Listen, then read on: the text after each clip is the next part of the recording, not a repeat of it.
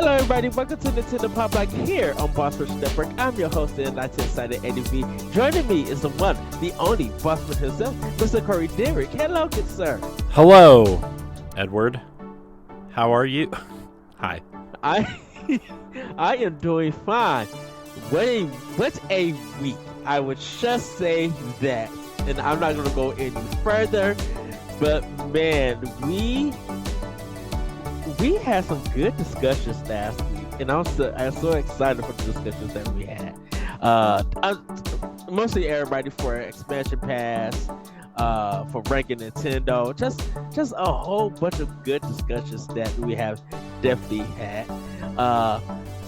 And we're going to have some good discussions with the news tonight because one particular thing I'm happy that was announced, and we would definitely discuss it because it kind of gives us something that we can look forward to and plan for next year.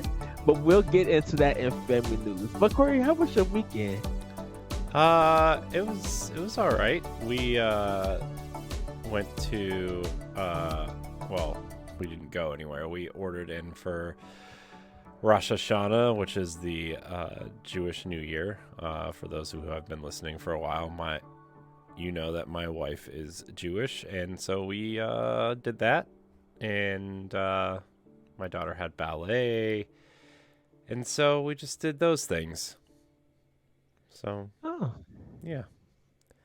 How was your weekend? I have started my first rehearsal for the program that's happening in October for their Jewish holiday, which is going to be October 9th is the concert. Uh, we had our first rehearsal Saturday, and it went very well. It was so weird because it's just like we had all these sopranos, we had all these altos, and then it was me and another person that I didn't recognize, and then I realized who it was. I'm like, wait a minute, you look completely different. So it's just us, like us two tenors, and my friend, who's the director, he kind of yelled at me. He was just like, I need you tenors to stay on that note that I'm giving you. I want to do this other note. And I was just like, why are you looking at me? We just started laughing and everything. But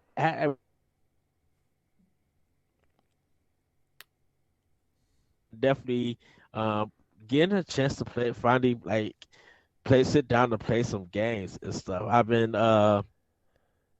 taking a look at some stuff, some older stuff that I'm going to be getting back into. Definitely with Xenoblade Chronicles 3. I'm definitely going to get back into that. Just had to try some new stuff out, new stuff that I have purchased and everything. So I'm excited to get back into Xenoblade Chronicles 3. So many people are getting to the end point, and I think I'm powerful enough that I can progress the story along. So hopefully by next week, everybody, I can chat up a little bit about finishing Xenoblade Chronicles 3. And last but not least, one of my friends on Twitter beat Death's Door, and I was excited for him. And I don't know about you, Corey, but I felt like it was the way when we beat Death's Door. It felt like it was a good time to play that game and beat it in Yeah, a sense. I feel like that game has got another resurgence. I think it's because, like, the limited run physical copy is coming out too, Uh right? huh. So, it kind of feels like that game got a new lease on life, I would say. But yeah, man, that game is something else. I love that game. I love it.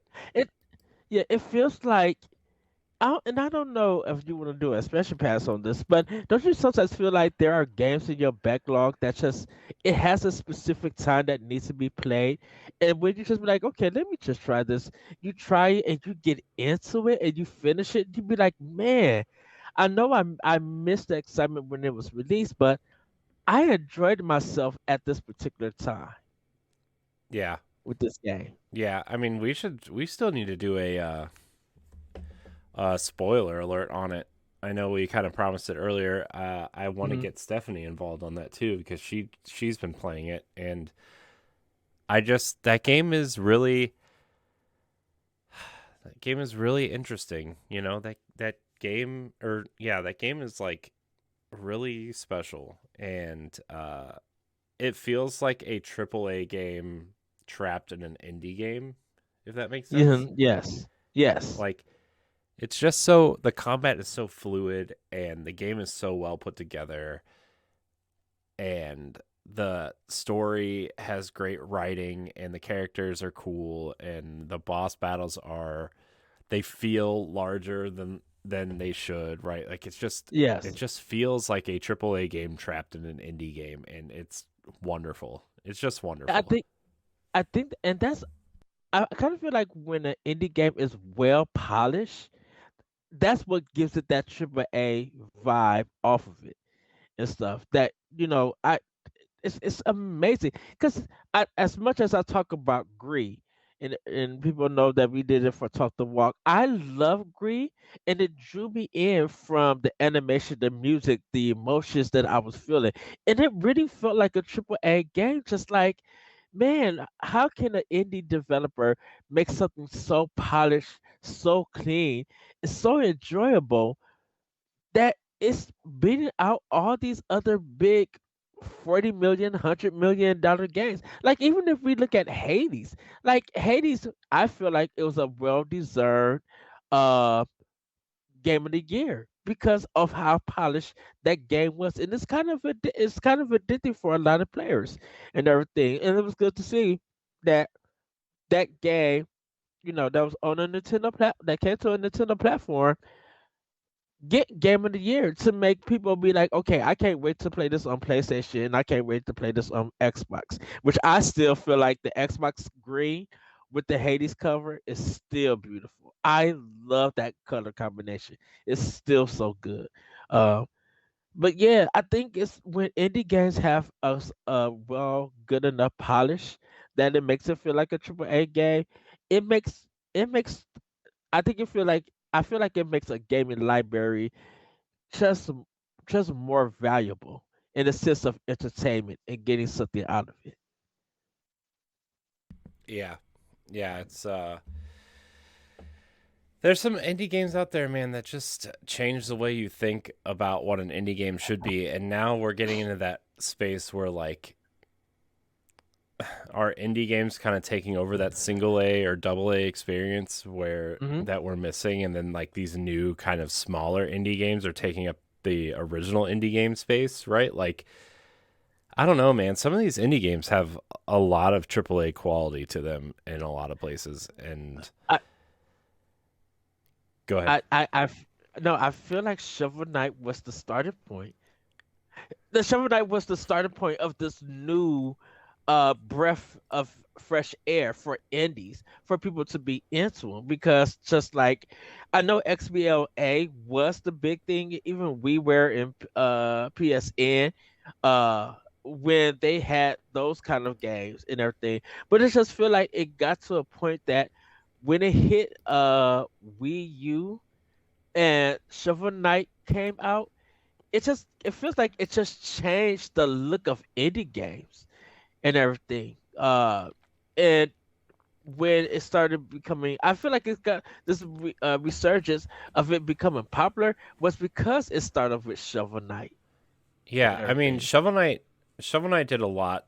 You know, I mean, I would put like there's specific games I would group together that really like boosted the way that indie games are thought of, right? Like you have Hmm. that first wave of indie games like Braid and Fez and Yes, even something like Geometry Wars. I yeah, give it to that for XBLA.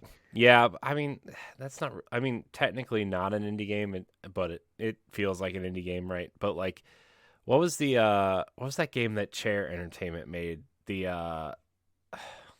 The Metroidvania E game that was made by Epic. Uh, Oh, you know what I'm talking. Oh, God, what is that? I yes, want almost said Alpha Protocol, but that's not right because that's the uh because that was the game that had that controversy because the author was I think a racist or something like that, something or oh, sexist or something like that. The author was something because he wrote that book that the game was based off of yeah. and Oh, everything. oh my gosh, what is this game called? It's gonna bother me until I know what it's called. Sorry, everybody. It's just bothering. But okay, so that game, and then like you moved into games like obviously like Flow Flower, Shadow Complex. Shadow Complex. Thank you. Uh, I also almost said Shadow Warrior, but I knew that wasn't right either. Shadow Complex, which was like this really cool, uh, like spy military Metroidvania e type game, and Hmm. that was really cool. And then you moved into like a second stage after like I would say after Journey, even though technically not really an indie game, but it had Hmm. that indie feel, right? Uh, Yes. you moved into games like Axiom Verge and Shovel Knight and Hyper Light Drifter and N plus plus and games like that where like in Super Meat Boy, stuff like that, and it just like changed the way a lot of people thought of indie games. And then you moved into a direction where these studios who started out on 2D indie games, pixelated stuff, like moved into the 3D space, right? And Yes. that's where you got really interesting titles. And now like you look at something like No Man's Sky, technically an indie game, but look at that game. And uh I think the term indie needs to be redefined now, Well, because I think it's because like technically Destiny is an independent game, is an indie game, right? mm, Because Bungie is independent. Well, not anymore, but they were. Uh, and so like you can't put that in the same category as something like Super Perils of Baking or Shovel Knight Dig or Axiom Verge, right? Like, well, I think it was. I think when we think of indie, we think of definitely budget. Of like who has a bigger budget and games out versus uh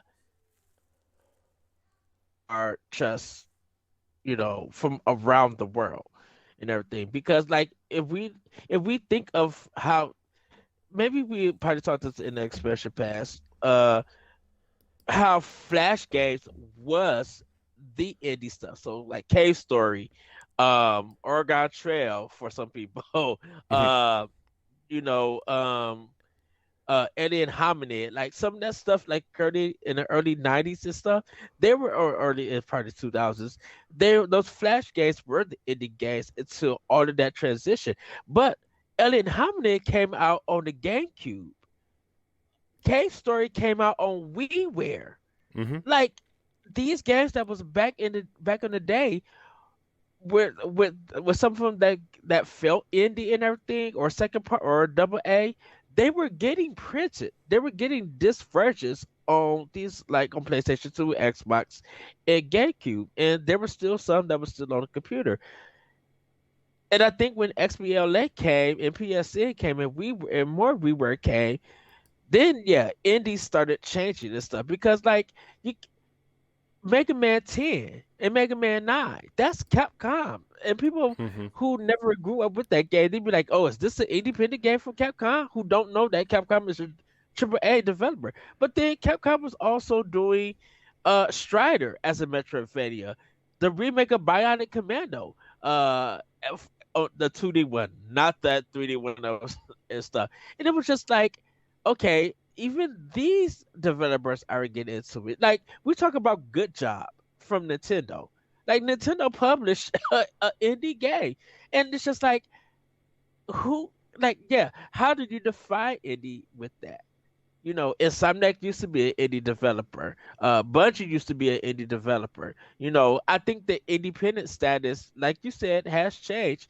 But I think now, when we think of indie, for me personally, it's just like we got so many creators worldwide who are still working from home and everything and making these games to get it out and stuff to get, we don't know what their budget is. Uh, but they're almost making games on a competitive level of a AAA, of a Nintendo game, of a Bungie game, or Microsoft or Sony or even EA. You know, like they're on that level of making games like that. Yeah. Yeah. So I mean, I mean, we could probably talk about that, or have somebody on an expansion pass that probably knows or wants to talk way more about indie games. I Yeah, mean, I'm not exactly the indie person, but I know there's a lot of people on the team that like indie games. So, I mean, maybe we can yeah, pull a couple people together to talk about that for an expansion pass or something, because indie games are fascinating, and I'm not the biggest indie game guy, right? Like, I play maybe one or two a year that really catch my eye, right? And hmm I'm going to talk about one later tonight that, like, I've played a little bit, and so we'll talk about that later. But, like, I don't know, I champion them, and I always want them to be good and have success and all that stuff. So yes. Well, Corey, we got some Patreon shout outs to do. So let's shout out our Patreon producers. oh yeah, Patreon. Let me pull them up. I was not thinking about it, so We were forgive into the me. conversation. See, everybody, these are the conversations me and Corey have. And when we get into it, we have great conversations, great thoughts, and sometimes I always feel like, man, we should record this conversation. Other times we can't record the conversations for different reasons. Uh, but yeah, these are the conversations that we have that I truly enjoy. So are you ready, Corey, for the shoutouts? Yeah, sorry, I had a message from Patreon, and nothing bad. It was they're changing the way they're billing people if you uh so well, I just that's important for us, but not for the listeners. So, anyways, yeah. So, if you want to support Nintendo Power Block, you can head on over to Patreon, patreon.com/Boss Rush Network, where you can get early access to 5 shows currently. And we offer 2 tiers: the $1 tier, where you get early access to those shows, but we also offer a $5 tier where you can become a Patreon producer. What does that mean? It means you get early access plus a Patreon producer credit that we will shout out during this segment of this show and others. Sorry, I'm trying to catch up here. All right. So without further ado, our Patreon producers for this episode of Nintendo Power Block are Adriel Munger, Celeste Roberts, my wife, Sana Dierig, Francisco Santillan, Rebecca Jewell, and Prince Unsmooth Toes. I want to thank all of our Patreon producers. I want to thank all of our patrons, and I want to thank all of our free listeners. Remember, all of our content remains free. We just give you some perks if you support us. Expansion passes for you POW Block listeners is one of those early access shows, as well as Standard Definition, which is our retro nostalgia podcast we have ranking Nintendo, which you will also hear on the Nintendo POW Block feed sometime after. Anyways, Ed. Nope, wait. Yes. Wait. If you listen on Apple Podcasts or Spotify, please leave us a 5-star rating or review. It really helps us out. Thank you. Okay, Ed, back to you. Corey, do we have any housekeeping for today? No, none. Zero. Housekeeping? Zero. Okay. Then Subscribe, everybody, share, rate, review, high fives all around. yes. I'm sorry. I'm Well, not I'm not feeling great today. It's fine. well, everybody, it's time for Snacktendo. And Corey, I'm going to start off the Snacktendo because I've been eating a lot of chilies lately. Um, and Friday I ordered a cheeseburger and some mashed potatoes with bacon in it. And I ordered a baked potato soup, but they didn't deliver my soup. I'm like, what the heck is this? You know? But they didn't charge me for it, so I was fine with that. But man, I I don't know what's happened, but they strawberry lemonade at Chili's is popping. It's hot. I'm like, oh, this is so good. My throat must have been like dry or thirsty or something. I sucked that mug up. Uh, and my other associate, I asked her like, did you have dinner already or anything? She said no. I was just like, you want Chili's with me? She's like, oh yeah, that's fine. So we got the 3 for me deal. So Hmm. We pretty much got the same thing and everything. And it was just so good just eating that burger. Um, but then Sunday, I had chicken sandwich for them with some secret sauce on it. It was good. Uh, and I had the mashed potatoes. But then I had like a house salad, which was good. And they gave, I don't know what happened, but okay. So everybody's not gonna agree with this. They're gonna agree with me, or they're gonna yell at their TV or whatever. Love me still. I love blue cheese salad dressing, and they didn't give me enough to pour in my in my in my salad, and I'm like, this salad gonna be dry by the time I get finished with. So, oh, second. Your So I was sound is just, messed up, Ed. oh, how's this? Oh, you're good. There you go. Oh, yes. Sorry, everybody, about that. So a little technical difficulties. Um, It's fine. I I oh goodness. I was just like, it's not gonna fit my salad or anything. And sure enough, it didn't. It got to like half of it, and then I got to the bottom. Just like, I don't want the rest of this because it's dry. Like, and then it made me want to be like, you know what? If I get any kind of salad now, I need to just have my own blue cheese dressing. So I think tomorrow after work, I'm gonna go get some blue cheese dressing. Gross. Because but that it's because of me having blue cheese dressing at Red Lobster. It's gross. You're the worst. It's so Right? gross. Because you like basic ranch. Yeah. That's literally all I eat on my salad. Uh, Uh, Ranch is not ranch is every once in a while, I'll eat Italian dressing on my salad, but that's only uh. if they don't have ranch. But you know what? I've been doing a lot of Italian dressing on my subs and everything. Yeah, it's not the same kind Uh, of Italian dressing though. It's I just oil and know. vinegar with some oregano and pepper. Well, that is true. Uh, so well, for me, it's blue cheese, fresh onion, Italian dressing, ranch at the bottom. Uh, it's just those four right there, because I don't know what other kind of dressing that is. That's And fine. you just have ranch. I mean, uh, it's fine. Last Ranch but is not fine with least, me. Ranch is fine, everybody. It is okay to like ranch I dressing. can I say No. I will eat ranch dressing as a dip when I have them buffalo wings, to dip in, and I definitely will have it with carrots. If I'm just eating carrots by itself and I need a sauce, ranch is the one that I'll eat it with. Um, Hmm. It's fine. so, uh, other than that, I had some Lay's Cool Ranch uh potato chips. They was only like 30 cents at work. Um, and yeah, that's what I have for snacks in though and Hmm. everything. Um, Look at you.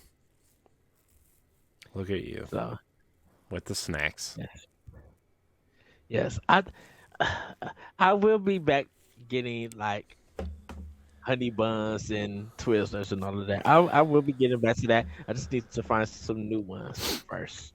Mm-hmm. Mm-hmm. Mm-hmm. Um, and not all this pumpkin spice. Hmm. You're not a pumpkin spice girl, there, Ed. No. Hmm. Which reminds me, I have to tell you something after the show. Oh You're like, gosh. oh, okay. Okay. Well, I guess for me, so like I said last night, we ate dinner uh for Rosh Hashanah, and we ordered Aladdin's, which is like a Mediterranean place around here, and I got the red curry chicken pita pizza. Ooh. It sounds a lot better than it tasted. Um, Oh. I was excited too because like red curry chicken is like just kind of like spicy chicken, which I was excited for, Hmm. and grilled onions and some banana peppers with some, just on pita, and sounds delicious. But It was like smothered in honey Dijon mustard, and like I like mustard, but like there was a lot. It was a lot. And so I don't know. It just didn't really taste all that good. I was kind of disappointed, but it's all right. Was it like too sweet or something? No, it just tasted like the whole thing was made out of mustard. Ugh. uh, but I mean, I'll get some. I like Aladdin's. It's just I tried to get something different, and it wasn't Hmm. what I thought it was. So you know, just trading it out next time. So had that, and then we had. Sorry, we had this bread that was like Excuse me. infused with chocolate, and like it was really good. I don't remember what it was called, but it was delicious, and yeah, it was really good. I wish I knew what it was called. I forget. I could probably ask my wife, but Yeah. I it's, heard of it and I cannot think of it. it I starts know with a what you're talking B. about. That's all I know. Yeah. So Well, I well, would I would Corey. ask her. She's in the other room, but I'm not going to yell because my kids are asleep. Hold on, I'm going to try to look it up. Okay. Chocolate Uh, bread oh, starts with a also B. had some. Also had some Ben and Jerry's, some Sherry Garcia, and some milk and it's called milk and cookies. Uh, from Ben and Jerry's. I had that. I got that one from Target and everything. Babka. That's what the bread is called. Ah. She texted me. Thanks, wife. Oh. Oh, Uh.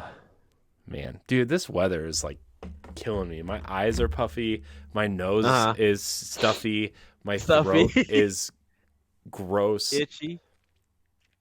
Like this weather around here, it's like starting to get to that point where it's like under 60 degrees Uh-huh. consistently, and like it's Yeah. raining, and just gross fall weather, not nice fall weather, and like my Uh-huh. whole above my shoulders area is just gross.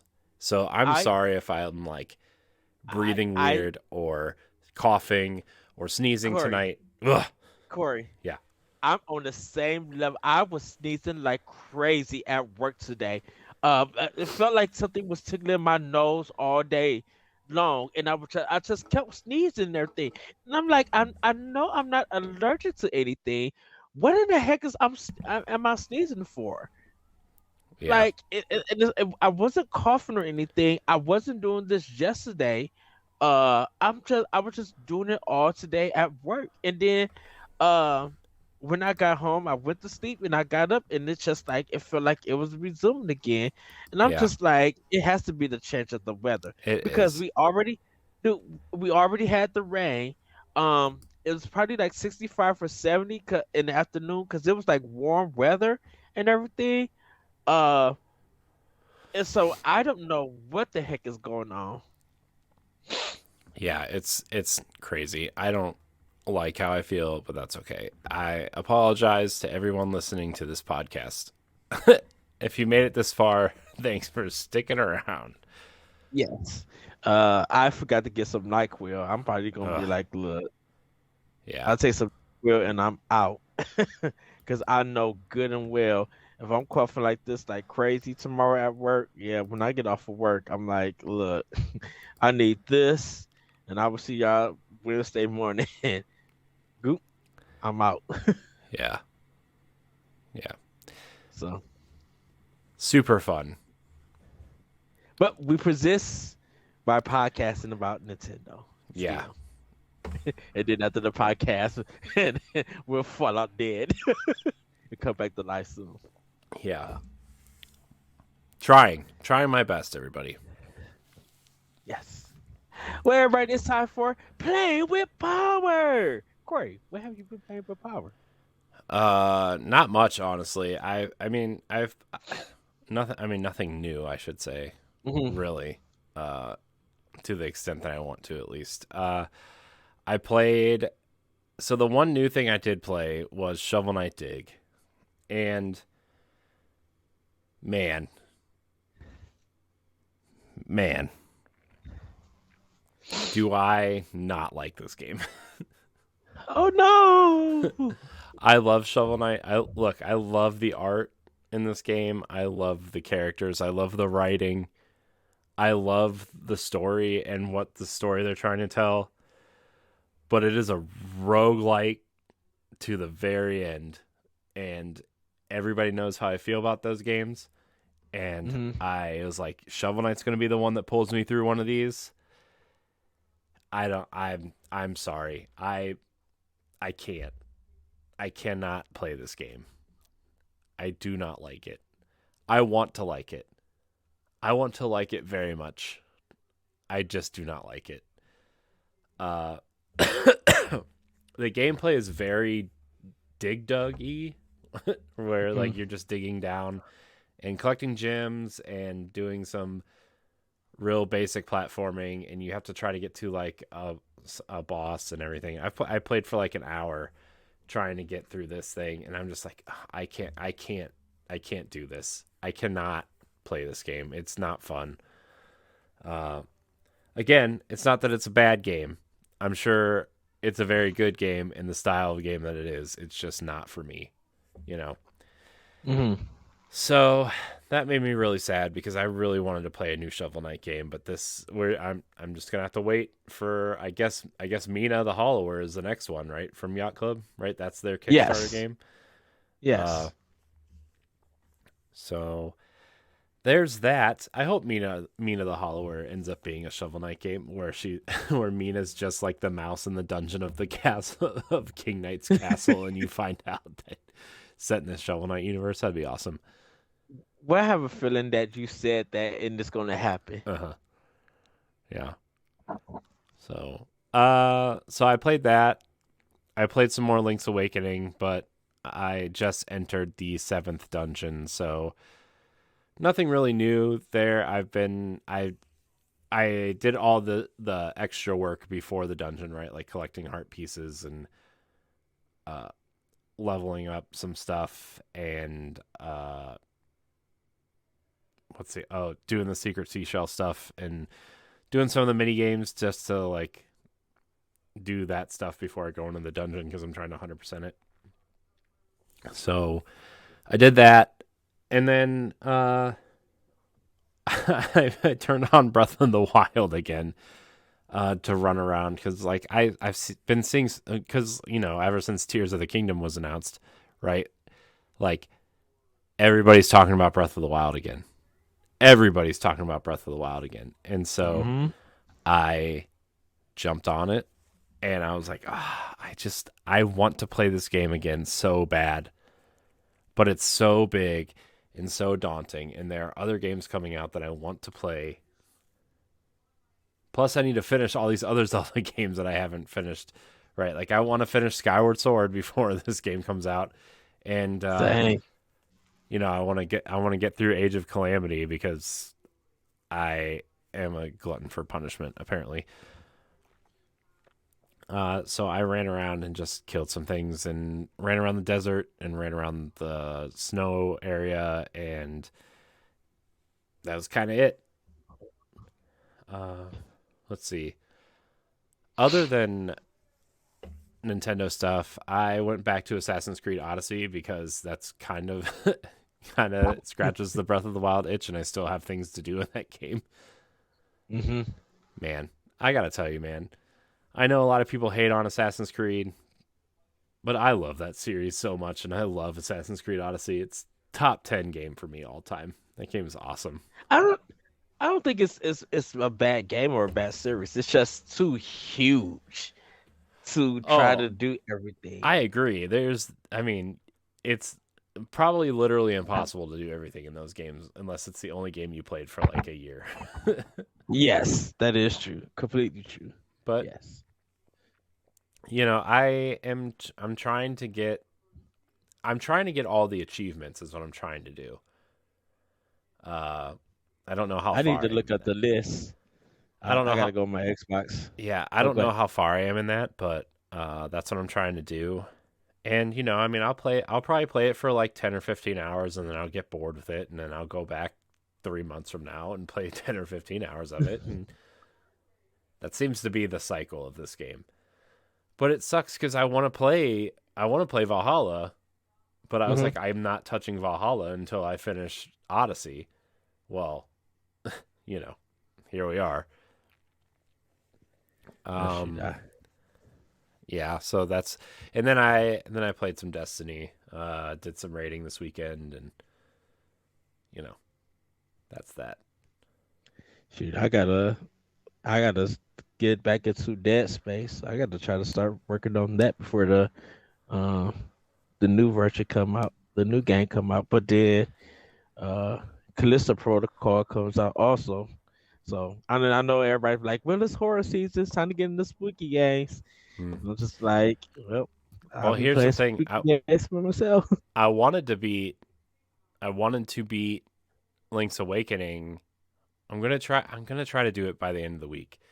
Because October I want to play Luigi's Mansion. I never finished Luigi's Mansion 3. Same, I only played same like here. I only played like 2 or 3 hours of it and I liked it and then I never went back to it. Uh Did you wanna let me know? Cause I'll play it with you. yeah. Uh, Yeah, I mean I think that's something maybe we should start doing with this show is like at least pick one game to play through together and see hmm, what we do or how we have been, whatever. So, all right. anyways, what are you playing, Ed? Yeah.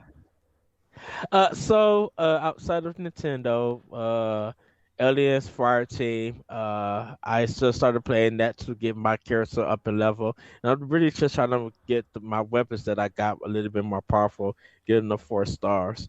I haven't even bought the DLC yet, just been playing that. I'm still fighting my next Xbox game, and I'm thinking of getting to Spiritfarer, even though I also own it on Switch. I wonder. I'm just like, and so I, this is gonna be weird, everybody. So I got iconic class for all 3 systems. I have it for. I beat it on PlayStation 4.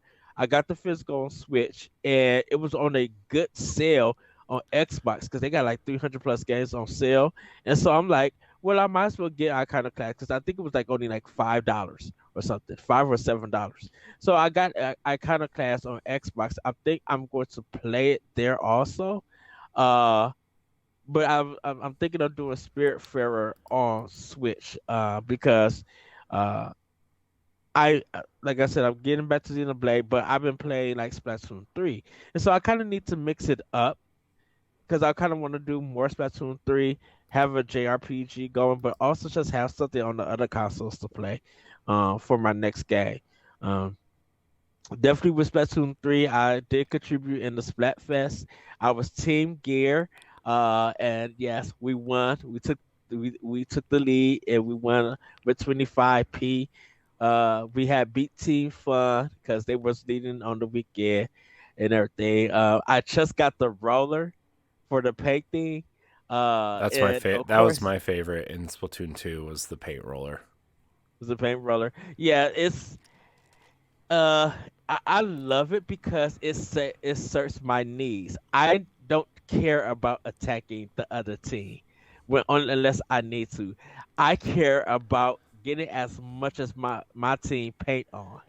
And so, uh, Sunday afternoon, uh, getting into the random battle, uh, we were like half and half almost.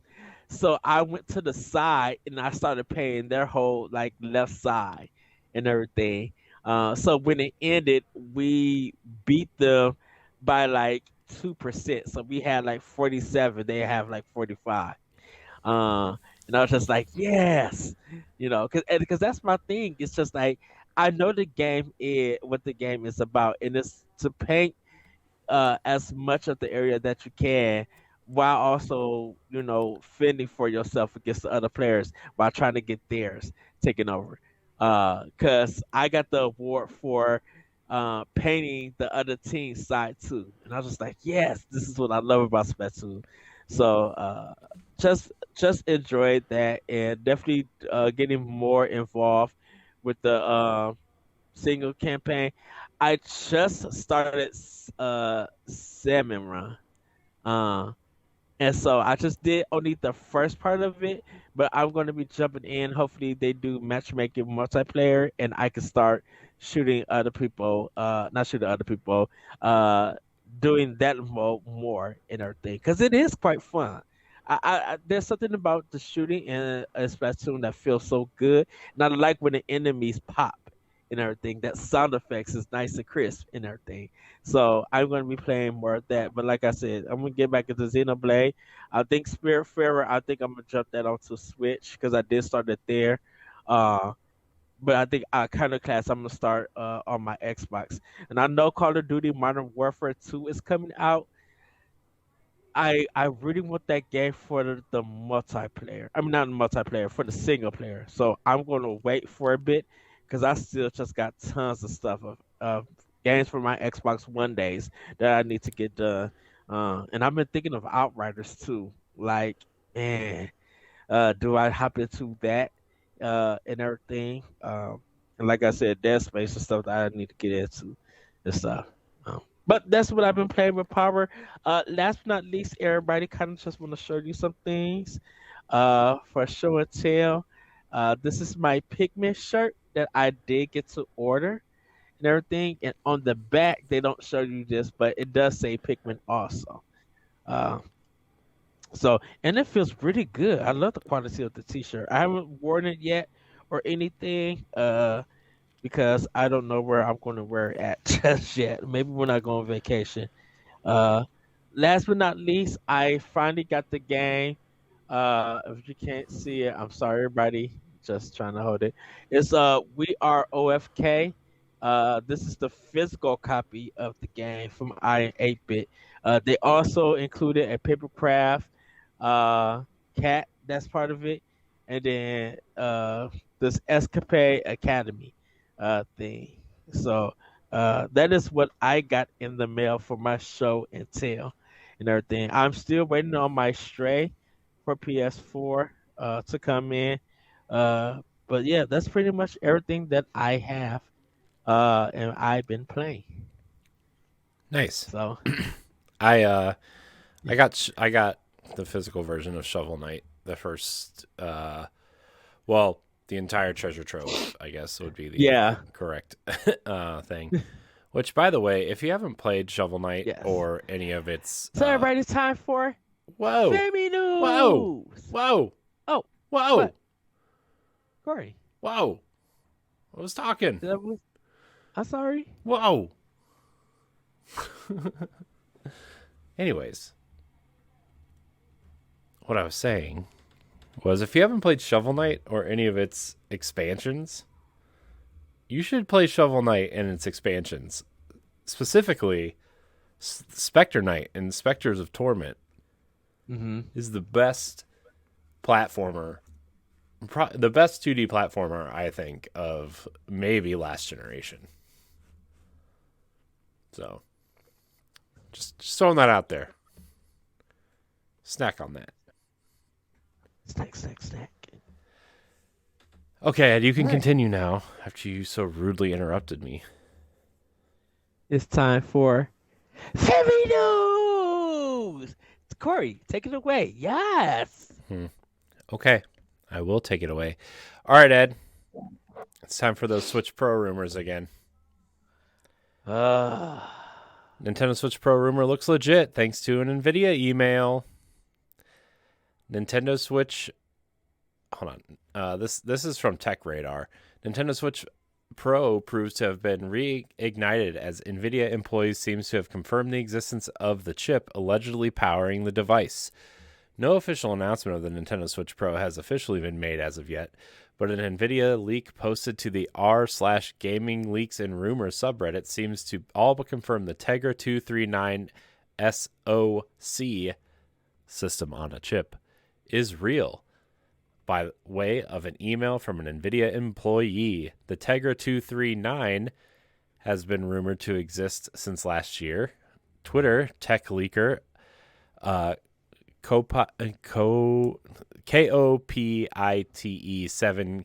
KOPITE7KIMI not even going to try to pronounce that, originally brought the chip to light in June 2021 when they suggested the next generation Nintendo Switch would be powered by a, quote, customized Tegra 234. This also lines up with the information found in the NVIDIA leak as March this year, which made reference to NVN2, likely the successor to the Switch's NVN graphics API, as well as specific mention of T239 chip. Let's see here. There's no doubt that Nintendo Switch Tegra X1 chip is an aging piece of hardware and certainly isn't the best fit for large-scale games like Xenoblade Chronicles 3 or Legend of Zelda Tears of the Kingdom. Commenters in the Reddit thread are largely in agreement that the Tegra 239 would be similarly powered to the PS4, but probably isn't the generational leap you were hoping for, but I imagine it's more palatable for third-party developers and publishers who might find it easier to port their games to the Switch Pro without relying on cloud-based versions. Later on, it goes on to say, for my money, it points to the Switch Pro being a mid-gen upgrade rather than a new console outright, not unlike the PS4 Pro or Xbox One X. I think this would be a right move for Nintendo and lines up with comments made by President Shintaro Furukawa earlier this year that the Switch is in the middle of its life cycle. A potential Switch Pro may still struggle to output 4K resolutions then, but the rumor suggests that it'll come with some tricks up its sleeve to make up for that. The NVN2 leak from earlier this year makes reference to NVIDIA's DLSS upscaling tech, which leverages AI to boost resolutions and frame rates without impacting overall performance. I'm cautiously optimistic about Nintendo Switch Pro's existence now. And let's face it, Nintendo's going to need more powerful hardware for its big heavy hitters like Zelda and Metroid Prime 4. And hey, we might even see a Switch Pro launch alongside Tears of the Kingdom as Twilight Princess did with the Wii and Breath of the Wild did for Switch. Ed, I want to get your thoughts on this. Just keep in mind that everything from that NVIDIA leak from March has come true. Literally every single game leaked there has been announced. What are your thoughts? I feel like we are getting a Switch Pro. I still don't think don't think that is going to be anytime soon or anything. I have a feeling that with Nintendo, because of the way that they do their art styles, I think if they do an upgrade chip, it may not be much because they don't put out games that's really going to need power to do. They're not putting The Last of Us. They're not putting The Last Guardian, or they're not putting Forza Horizon 5 or 7. Like, I think we'll get one, but I'm like, it's not going to be such a big increase or anything. If it does happen because of the stuff that's coming out for the game stuff, it'll be a wait and see approach to it, because who knows what Nintendo's going to do. Like, that could be that allegedly could be true by the rumor. But Nintendo could always switch their whole plan. It'd be like, yeah, we were thinking about that, but we're going to go a different way. Look how they did the Sony PlayStation. When they had the Super Nintendo, like, the PlayStation was ready to go for its add-on, and Nintendo straight switched it and went to the CDI with Panasonic. So who knows what Nintendo could be doing at this time? But I feel like we may get an upgrade system. I just don't think we're going to get one anytime soon. Yeah, I think that the Nintendo Switch Pro is the likely next step. I think, Nintendo Switch is one of the best-selling consoles of all time and is still selling. Like, there's really no signs of slowing down, right? Like, I think that it's been outsold by another console, twice in the last 2 years, right? And Yes. and one was last year. It was outsold in September because the OLED was coming out in October, and Coming out. everybody was waiting for that. So, Right. I think the Switch is a monster, and I think they want to keep this train going as long as they can. And I think they want people to double and triple dip, obviously, right? Mm-hmm. And what better way to do that than offering something that's a little bit more powerful, can run Nintendo games better, offer third parties a more powerful piece of hardware to port games to, and in the DLSS upresing, especially on these nice OLED TVs, right? Like Yes. you go play an Xbox game and you can run it at 4K at 120 frames a second, and then you go back down to Switch, which is like somewhere between 900 and 1080p and 30 frames a second, or for a lot of these bigger games. I mean, Mm-hmm. granted, you can get Mario Odyssey or Mario Kart or Yoshi's Crafted World or something like that to run at 60 frames, no problem, in 1080, right? They've nailed Yes. those smaller games, but like these bigger games, like Xenoblade would look awesome in 4K at 60 frames, and so would Zelda. Yeah. And so implementing that tech into a Switch Pro would definitely, because like out of all the companies, Nintendo is the company that is doesn't need the graphical powerhouse of an Xbox or a PlayStation, right? No. Now, granted, would it be cool? Yeah. Would we want a Zelda that looks like Horizon? I would. But like Nintendo's already set the expectation that we probably aren't going to get that anytime soon, right? And so with what they have and what they're producing and what they're putting out and their choice of art style and their ability to optimize for their own hardware, right? Like Right. Nintendo's the master at doing that. So giving them just a little bit more power to make the games run as intended or better would be awesome. And so my thought is that the Switch Pro is probably coming next fall. I mean, I don't like I as much as I would like it to launch alongside Breath of the or Tears of the Kingdom. Gosh, I keep calling it Breath of the Wild too. By I the way, know. Nintendo Life had an article go up the other day. It says, "Sorry, Nintendo, people can't stop calling Tears of the Kingdom Breath of the Wild too." It's just what we've been calling it that for so long. Yeah. That it just like it's hard to make the switch. No pun intended. Right. Uh, but yeah, I mean, my thought was like, I think it will probably come out next fall. I mean, that just seems to be the cadence the Switch is on, right? You had the launch Switch obviously in March, but then like 2019 fall, you had the upgraded version 1 Switch with the better battery and, a Mm-hmm. couple hardware changes and the Switch Lite, right? So there's your iteration. 2021, you have the OLED Switch, right? With a couple changes, no real noticeable changes to the visually, but like parts, components, some of them have changed a little bit. 2023 Switch Pro, I think because I still think the Switch Pro was intended for the for the OLED, and they didn't have enough units to meet demand. They didn't have enough parts to put these things into full production, Mm-hmm. because they probably want to have like 1 million to 1.5 million units at launch, right? Just to get them Yes. out into the stores. So that's my guess.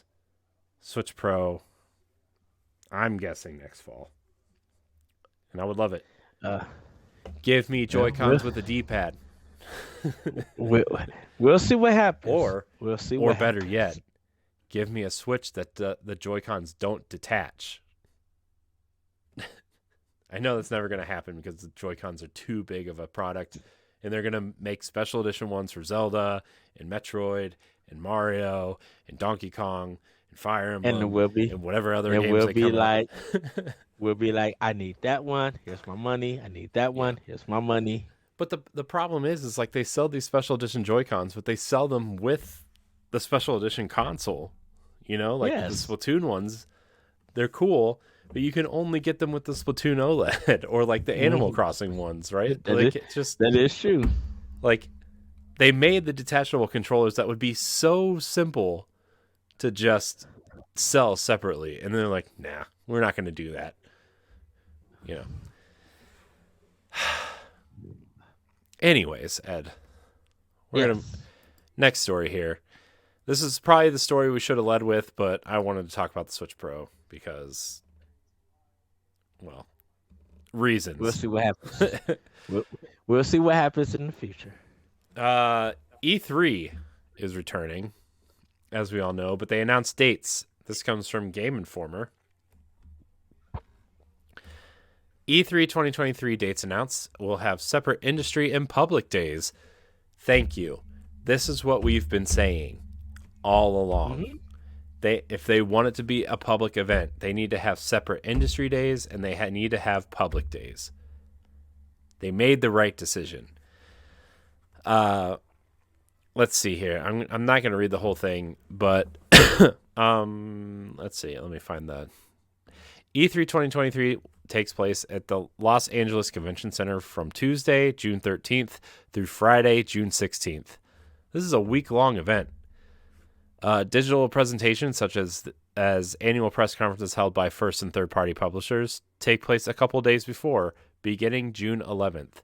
So June 11th through June 16th, we're getting a whole week instead of just 3 days, which is great. Which tells me, so the ESA also stated that the show will feature separate admission days for the industry professionals and general public. E3 business days designated for developers, publishers, and press and media take place June 13th through the 15th. Media registration opens in December. June 15th and 16th will host E3 Gamer Days, where fans will be admitted to the show floor. There's no date for public registration at this time.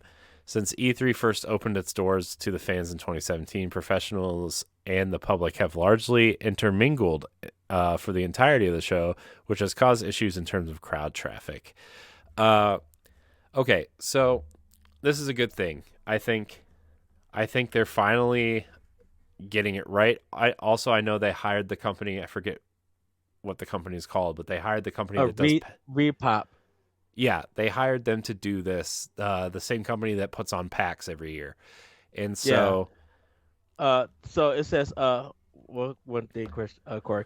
The once annual event is now being run by Repop, which is behind other popular events such as PAX East and West, New York Comic Con, and Star Wars Celebration. Repop previously promised that the next show will be a return to form. The 2023 show is returning to the Los Angeles Convention Center, and fans and industry members will have a little more space to breathe as the event will be split into separate, like you said, business and gamer days. mhm. Yeah. Yeah, I I think this is a good idea. Oh, it's right there. It's literally in the next paragraph.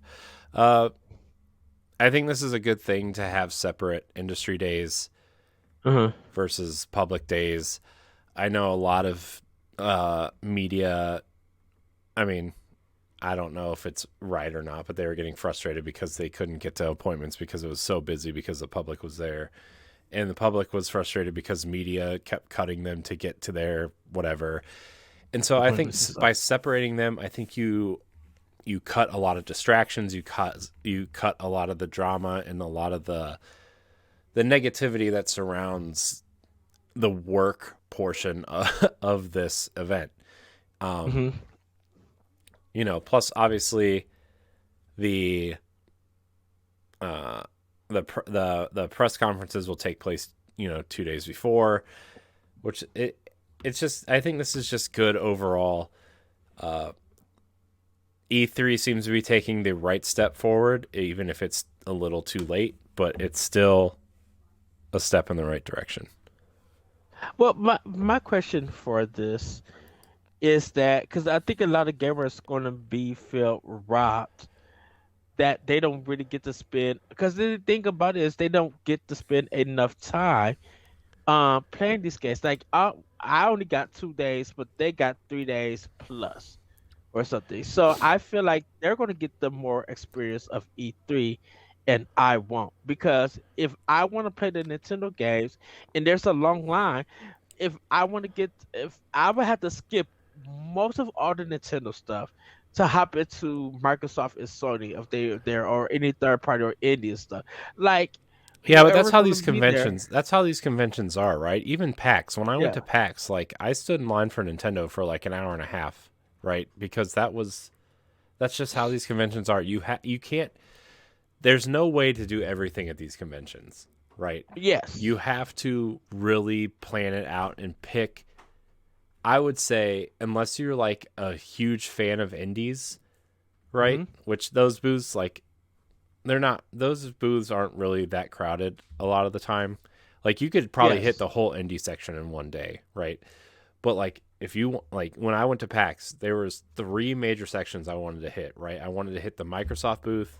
Now, granted, I went 2 days, so I got to do both, but like, I dedicated one whole day. I'm like, I need to see the Nintendo stuff, right? So I went and stood Yes. in line at the Nintendo booth, and it was I was one of the first people there, and I still probably stood in line for over an hour, right? Well, What? oh, go ahead. Oh no, and that's the thing about it. I think people are going to be doing that, but they're just like they know that if everybody has that same plan of trying to spend that particular day on Nintendo, Uh huh. man, a lot of stuff is going to get missed because people want to know, Nintendo, what do you have for us? Because you Right. got these games playable. Well, I mean, that's just you're gonna have to make that choice. I mean, Hmm. I know like a lot of people are gonna be angry because they don't get to see everything, but I just think people need to understand that this is the way these conventions work, and Nintendo's booth is always the most popular. At every single event Nintendo attends, Hmm. their booth is the most popular, hands down. So Yeah. you're gonna have to choose: do I want to see Nintendo's stuff, or do I want to hit two or three other booths? You know, because like the second day I was there, like I hit the Microsoft booth, I hit the Final Fantasy 14 booth, I hit the Blizzard booth, like I hit like four or five major booths on the second day. Whereas the first day I was at PAX, and it was a weekday, so like it was slower anyway. I only got to see the Nintendo stuff and some of the indie stuff. So again, and this was PAX, and we're talking about E3, so you're Yes. definitely, if you want to see the Nintendo stuff, this is, if you go for one day, this is probably the only thing you're going to see, you know. So Right. I think separating the media from the public, I think is going to cut down on that traffic a little bit and make it a little bit easier for people to see other things. But Mhm. if you are one of those people going to E3, I you're gonna have to pick like one or two things you want to see, because that's probably all you're gonna see. Right. And I understand for the business side that they want to be able to talk to everybody, and they want to get the coverage out there. So of course, talking to developers, having private meetings, playing their games or watching the videos or whatever, that's going to take a lot of work for a lot of those publishers. I mean, not publishers, for a lot of those journalists. Um, and business partners, depending on who's doing the coverage and everything. For a lot of like smaller people who are doing coverage and everything, like for them to have those 2 other days, man, that's going to be a lot of work because like, how do we cram everything that these other journalists and media have? How do we cram it all into that? You pretty much gonna have a big team. He'd be like, someone stays in Nintendo, someone covers this, someone covers that. I know, and we're gonna speak about this because this is part of our doc mode. Uh, we still are going to be watching it, And I was thinking about this. I was just like, man, is Treehouse is going to be back at E3 doing Treehouse Live? Yeah. You know, Hmm. Yeah. but I could honestly say I am excited for E3 coming back. Anyways, But E3 coming back. Be excited. I'm sure we'll June cover June it. 11th is what, Sunday? June 11th, I I think it think, is a is. Sunday, because the first day of the media day will be the Nintendo Direct, probably, and then the media will see Treehouse, right? That's usually how it Okay, goes. So, yeah. So I think Microsoft is probably Sunday. Then Ubisoft. Microsoft always goes Sunday night. Always. Never fails. Sony probably won't be there. Uh, Ubisoft will probably have some sort of presentation, right? Hmm. Square Enix will probably have something. So, yeah, I guess, be excited for E3. It's coming back. Yay. Yes, I'm excited. I know. I'm excited to watch the press conferences. I don't really. I think I've just decided that I don't care about the event itself. I just care about the press conferences. I've always cared about E3, trying to get prepared for it. I Hating mean, that we work we've done a. interferes at times. I mean, we've done a lot of E3, right? I mean, we've done a lot of Hmm.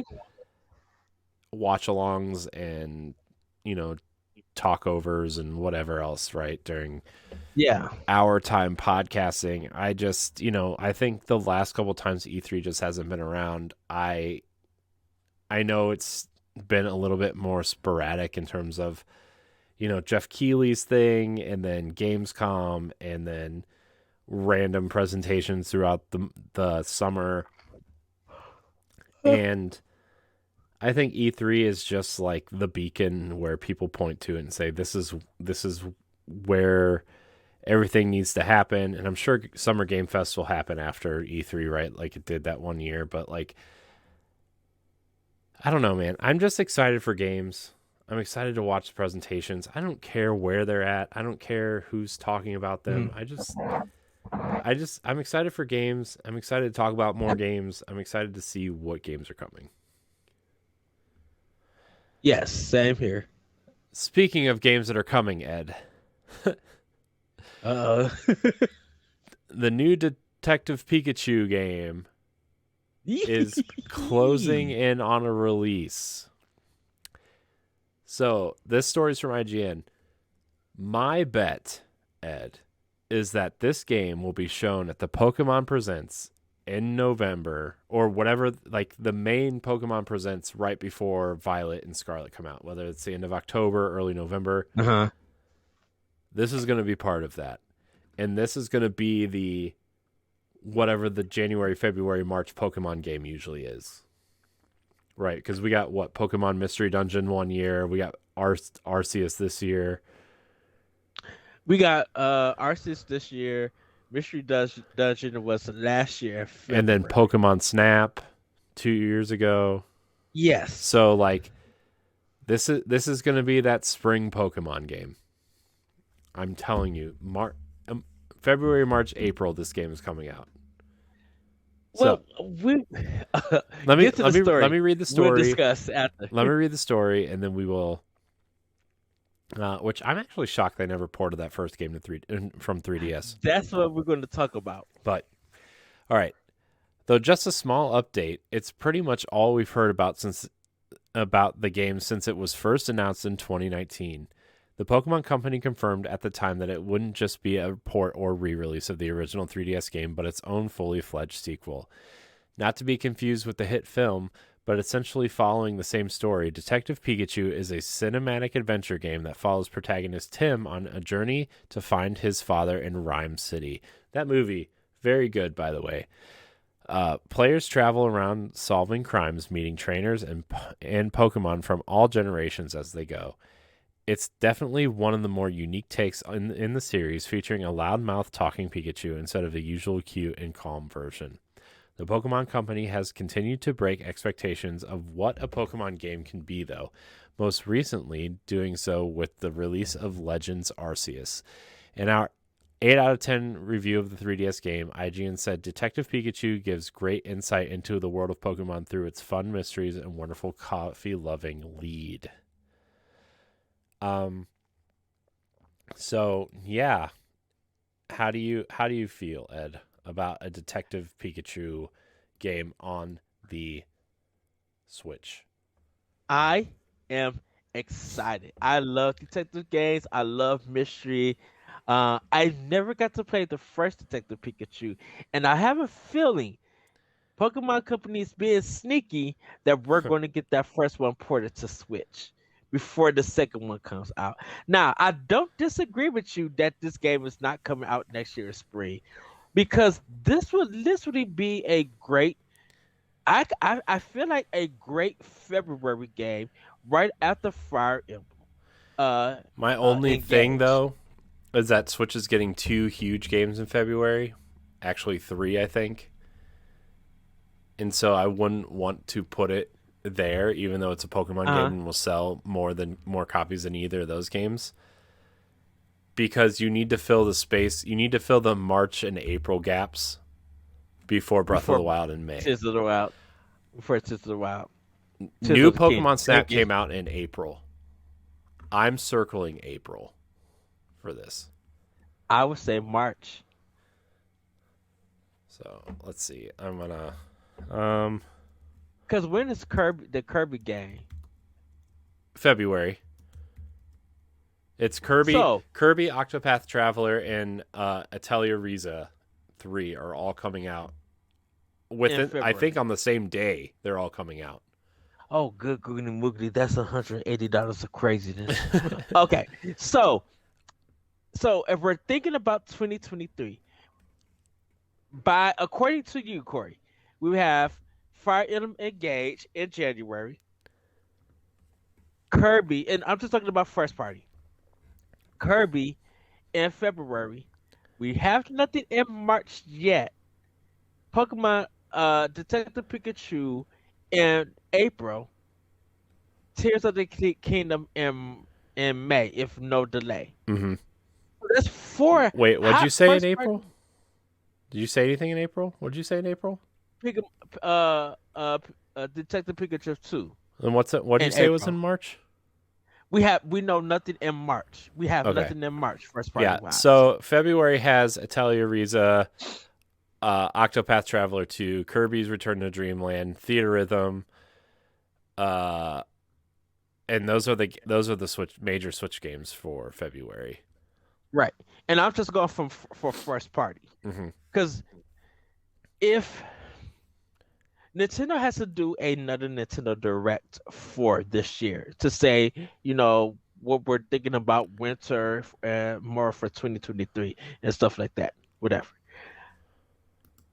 If they have to give us something for March, which I don't, as much as I could say the Mario Kart DLC would be good enough, I don't think it would be strong enough to really fill that March void. Like, someone has to give something. There has to be a big title. Unless Microsoft and Sony are going hard in March, then Nintendo could rest. Well, let's see. March, the only thing announced in March is the Resident Evil 4 remake right now. According to Game Informer, I don't know how up to date this list is, right? Mm-hmm. But there's a lot. February is the month to be like, oh boy. Right. It's literally packed with too much. Yeah. So January, January is Fire Emblem, Dead Space remake, and Forspoken. That's January. February is Dead Island 2, which I know some people are excited for.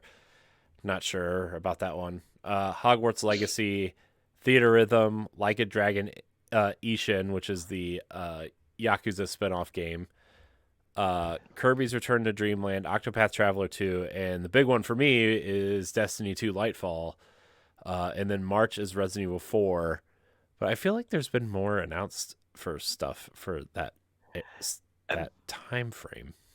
So we did get some stuff that's 2023. I think we just haven't got the actual knockout date. Right, because you got to remember, Starfield and Redfall for Microsoft are coming in that time space as well. Right. Forza Motorsport's probably coming in that space. Sony probably has another first-party game in Q1, right? Is Redfall and Starfield for January and February, or have they don't have months yet? It's just they said Q1 of 2023. Okay, because I thought Redfall would be coming out. I think Starfield's supposed to come out first and then Redfall. I don't know. I don't know. I'll have to watch that whole presentation all over. But sometime before April, right? You're supposedly going to have Street Fighter 6. Let's see, Alan Wake 2, Suicide Squad, Stalker 2, which got delayed, Diablo 4. I'm just looking at the list here of first half of 2023 video games, right? You have that Black Myth Wukong game, which looks pretty good. Dang it. Ayuden Chronicles. We we literally forgot Persona. Yeah, Because even Persona though 4 Persona, Golden, I'm assuming, will probably come out sometime in there, right? yeah, because I think because Nintendo could literally push that for because if Nintendo could push that, even though it's coming out for Xbox also, if they could push Golden 4, or 4 Golden for March, dude, Nintendo is literally straight. Throw in the Vest Wars now Yeah, Advance to Wars is the to big one. to literally ruin everybody. I think what we were talking about Twilight Princess in March. I mean, We was thinking, originally, yeah, we were before before Breath of the Wild 2 got a release date. hey, if they throw out some kind of Zelda game out there, Mm-mm. because like I said, Nintendo is They're not sneaky. going to put Zelda out 2 months before Zelda. They're not. They're not. Don't even bring it up. Don't even have a conversation. They're not doing I'm it. just saying. I'm Nope. just saying Nintendo's sneaky. Nintendo's not thinking that. So stop it. I'm saying being sneaky. No, Because no. Look, Detective Pikachu and Advance Wars are probably going to fill the March and April spots, right? yes, That seems like really because then you'll have a first party game every month through May, plus a couple mhm, heavy hitters like Octopath and uh, Riza and Minecraft Dungeons or Legends is probably in there somewhere. Diablo 4, Persona. So like, dude, your Q1, your dude, first half of 2023 is already huge, and haven't even really announced anything yet. they could do Cat the Toad Treasure Tractor 2. They could do No, we're Yoshi's talking Crafted about things World that 2. are announced right now. We're I'm not talking just, about I'm just, I'm just saying. I'm just no, saying. I was just saying no. that they could really feel something. They could feel March with something that we don't know, and I think because of those being small games before these two other big games, or well, Detective Pikachu 2 is not too big or anything, They're still gonna but charge you it's a sixty good. dollars for it. Oh, of course, yes, it's a Pokemon company, it's Nintendo. Big enough to charge Uh, $60. no, but I think they could charge that price, but it's like it's not a big high level like well known game or something. But I think people will be interested because they like Pikachu and they kind of want to see what the story goes on with it before Tears of the Kingdom drop. Because everybody's gonna be like, "Oh, Detective Pikachu, let me play it, run through it, finish it. Okay, let me get ready for all my Zelda stuff before this drops and everything."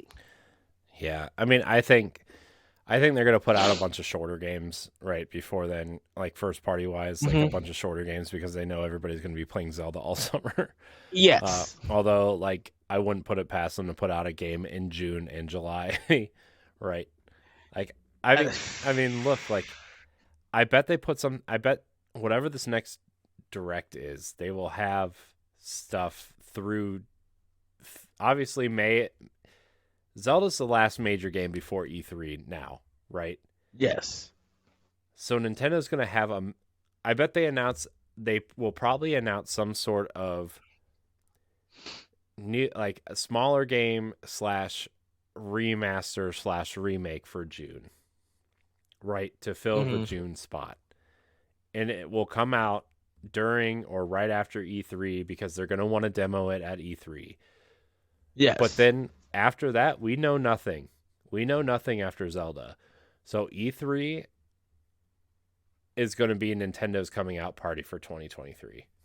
It's literally I like how we got so I like how we circle back to E3 by talking yeah. about Well, Detective because Pikachu. because What? because right now, because literally right now, Corey, Metroid Prime 4 is the latest to lead E3. There is I'm just talking about at this point Mhm. because we don't know nothing until we see the Game Awards, until we Right. see of there's another Nintendo Direct. We know nothing now. I know. If I because mean, this is the now. first time. This is gonna. I mean, until the next direct, which I'm assuming will be either January or February, Mhm. somewhere in there, like December or January. I'm guessing January or February. I haven't looked up because like there's been a Nintendo Direct every January or February since the Switch has come out. I don't know Yes. which month it is, but like they're gonna have their lineup, kind of laid out in that direct, right? Hmm. Up through up through E3, and then after Zelda comes out, this is the first time in a long, long, long time where there's like the only, like you said, the only game that we know of after Zelda is Metroid. Yeah. And so I think that with the return of E3, Nintendo will be at E3. There's going to be a huge Nintendo's first huge Nintendo Direct, first Hmm. huge E3 Nintendo Direct for a long time. It's going to be full of new games, and there's a ton of Because games rumored too, right? Like that Donkey Kong game was rumored. We did a whole yeah, expansion pass on this at one point, I think. because And definitely it would be the next Mario game. They have no choice but to do that. not necessarily, not You think they will necessarily. hold on to it? No, Not for well, E3? I mean, remember that Mario team is supposedly working on a 3D Donkey Kong platformer. So I don't know unless a secondary team is doing a Super Mario Super Mario 3D World 2, which would be awesome. But Oh, sure, I'll take that. I mean, I think the next Mario game is going to be based off of Bowser's Fury, right? Like they're doing some sort of Mm. open world Mario game, and that was their test bed. And so I think Mario 3D World plus Bowser's Fury was the new Mario game, the second new Mario game on this platform. Theoretically, even though Bowser's Fury was only like 3 to 5 hours long. I Yeah. I mean, I think that was your holdover until the next Mario game, which is Game. probably, I would say, 2024 at the earliest. Because I know they're going to be focused on the Mario movie until that comes out, but Well, that's your like, Mario release for 2023 is the Mario movie. but everybody going to be wanting the game. Like, since Well, that's fine, but 2017. there's plenty. Look, there's three huge Mario games on the Switch already, right?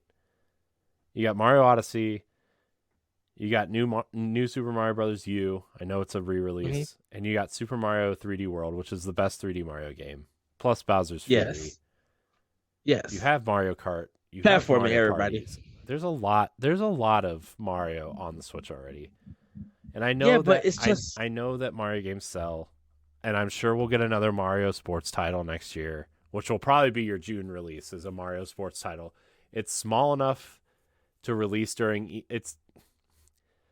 it's big enough to where people will like get it and buy it, but mhm, small enough to where you could release it during E3 and like it wouldn't matter, right? yes. It's an easy game to demo at Treehouse. I'm calling it Mario sports game. Bet it's basketball. Sorry, you Sluggers fans. It's probably basketball. Actually, I don't really care what it is. You know what? uh, no, but it's going to be a Mario sports game for June, and yeah, I don't know. Man, wouldn't it be cool though if it was something like a wave race or Pilot Wings? Yeah, that'd be cool. Not Arms 2, Ed. Shut up. I see you. I see you thinking Arms 2. I see it in your. uh, no, but I mean, man, I think Nintendo is in a really good position to blow out the second half of 2023 with a Yes. huge direct, huge new announcements. You know, because everything that's been released this year was revealed in February, right? At the Yeah. February Huh? direct, and so I mean, not that there's nothing to be excited about the rest of the year, but we know everything, and we'll know everything at the next direct probably also. Which gives us an idea of how strong their lineup is. And literally that's why E3 I feel like for Nintendo is we're gonna talk like I said, that's all dark mode stuff that we'll talk Hmm. about. I mean, we might as well just talk about it now.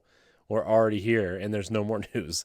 Okay. Except for Well, except for Ted Lasso and AFC Richmond is being added to FIFA, including the Switch oh, version, which is super tempting to buy because I love Ted Lasso. But I'm not going to. I'm going to hold on. Anyways, Ed, Yes. bring us to doc Everybody, mode. it's Doc Mo time. With news of E3 coming back June 13 to 16, can you see all three companies come back in their own way? And will Nintendo bring anything new? In fact, will Nintendo still be the one showcase everybody will be in anticipation to see? Are you ready, Yes. Elite Block agents? Let's go! Sorry, Okay. I had to read it because we were already in a discussion. Corey, I, I, Sony's not coming back. Sony's not coming back. I really wish they would. I I really wish, look, I do like, too, but they won't because they're Sony and they I this is going to sound bad, but I don't mean it to be. This is just how it seems to mhm. be shaping up. Sony it views themselves as a prestigious, high quality. Our games are $70. They're better than everybody else's. We're going to do our own event. We're going to do our own state of play to show you what we have coming. And it's going to either be the week before or the week after because they want the media attention all to themselves. You put your presentation at E3, you're jumbled in with everybody else. The media attention on you is only going to be for about 90 minutes or until the next company goes. And that's why Nintendo always goes last, and that's why Nintendo has Treehouse the whole Mhm. next 2 days. It's because they keep that constant media attention on them. Sony doesn't have anything comparable to Treehouse. So what they'll do, they'll have a 30 to 60 minute state of play. That's what I was gonna Yeah. say that they just coming together for the presentation that they could just do their state of play and bam, that's it. They don't Yeah, have to say but no it's not more going to be until we during have it. E3. It's going to be before. I think the last time E3 was here, they did it a week or two before. Yes. Yeah, they did it. Yeah. Yeah, because They because I think I they think I it think was they that did it May. like in May. Yeah, I think it Yeah. was that last week of May. Because I remember the Pokemon Presents was like a couple days after, I think, Hmm. that year, if I'm remembering correctly. And Yeah, so, I think so. and like Microsoft loves the E3 stage. I mean, like, technically they're not E3 because they own the Nokia Theater, right? So, uh, but I think Microsoft likes to be present because they're still playing catch up, and I think any goodwill that they can do, they will do. Uh, and being at a convention like E3, being on the show Hmm. floor, that kind of thing, getting the Xbox in people's hands. That's what they want to do. That's what they've been trying to do for years, and hopefully, hopefully they will have some games to show, like Hellblade, like uh, Outer Worlds 2, Avowed. I'm sure Starfield or Redfall, whichever one is the latest release, will be there. Contraband, whatever the heck that Contraband. is. Uh, I mean, what the last time we talked about Microsoft on something, like they have something like 30 plus games announced. State of Decay 2, Grounded just got their 1.0 Three. release, right? So, yeah, 3. Sorry. The Stalker 2. Like they have so many games, Fable, Perfect Dark, Forza, uh, amongst other games. Like Right. they need to get people's hands on these games, and so they're going to be there. They're going to have a huge presence, and Nintendo's just going to be Nintendo. They're going to come out not 9 a.m. Pacific time. They're going to trot out Koizumi out there. Hello, I'm Koizumi. I'm going to lead you through the direct today, right? Like with their very unemotional translator, and take you through their big announcements. And I think, unless Microsoft comes out with something brand new, like I don't even think a Gear 6 announcement would garner the excitement that because like I don't even think they need a Gear 6 announcement. If no, they want to, they need Gear that's 6. You shut your mouth.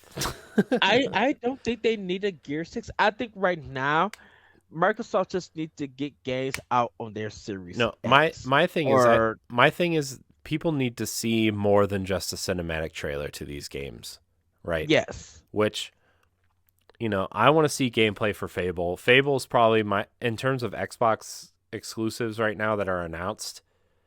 Hmm. Fable 2 and Hellblade 2 are or Fable Fable and Hellblade 2 are probably my most anticipated games from Microsoft right now. Uh, Especially if Hellblade is going the direction they're kind of saying it's going, bigger, more God of War esque game where like you go to these different realms and it's more than a 6 hour experience, right? Like Hmm. that's the kind of game I want Hellblade to be, and I think it's shaping up to be that way. I don't know if you follow Ninja Theory on Instagram Uh-uh. or what's her name? Melina Jurgens, who plays Senua on Instagram, but like the things that they're showing off on Instagram, they're very open about the development. It looks this game's going to be epically huge, I feel like. And It's I'm not saying like Witcher or Assassin's Creed huge, but I'm saying like God of War action and storytelling. I it's think gonna this game's going be to be there. it's gonna be emotional, but very theatrical in a Yeah. sense. Like it's gonna have a It's going to big be pretty presence for it. cinematic, I think. Yeah, and see, I love Ninja Theory. Trust me, I really do love Ninja Theory. I think they are a great company. I'm still wild that Microsoft bought them, but that was a good deal for both companies, because I think Microsoft needed them. Hellblade 2, Hellblade 2 is something I'm kind of stepping away from as much as I want to see it and I want to play.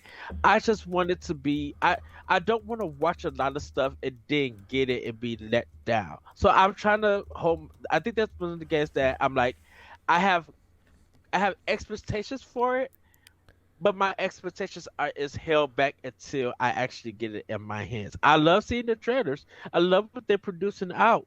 I just want that game to be in my hands because I know Ninja Theory is so good and they deserve the recognition, uh, recognition I should say, uh, for their work and everything. Hmm. Uh, and Yeah. so I that's kind of the thing about it. I feel like E3, like they could still do inside Xbox or whatever throughout the year or before the game release, but I think E3 for Xbox is going to be really big, and I'm cool with Nintendo falling back this year for E3. I'm not even worried that if they do anything big or major Well, or get they have to excited. do something because we don't know anything that's coming after Zelda. Like we just don't. They have to do Mhm. something. But Whether I I mean think whether they. you want them to do something or not, like Mhm.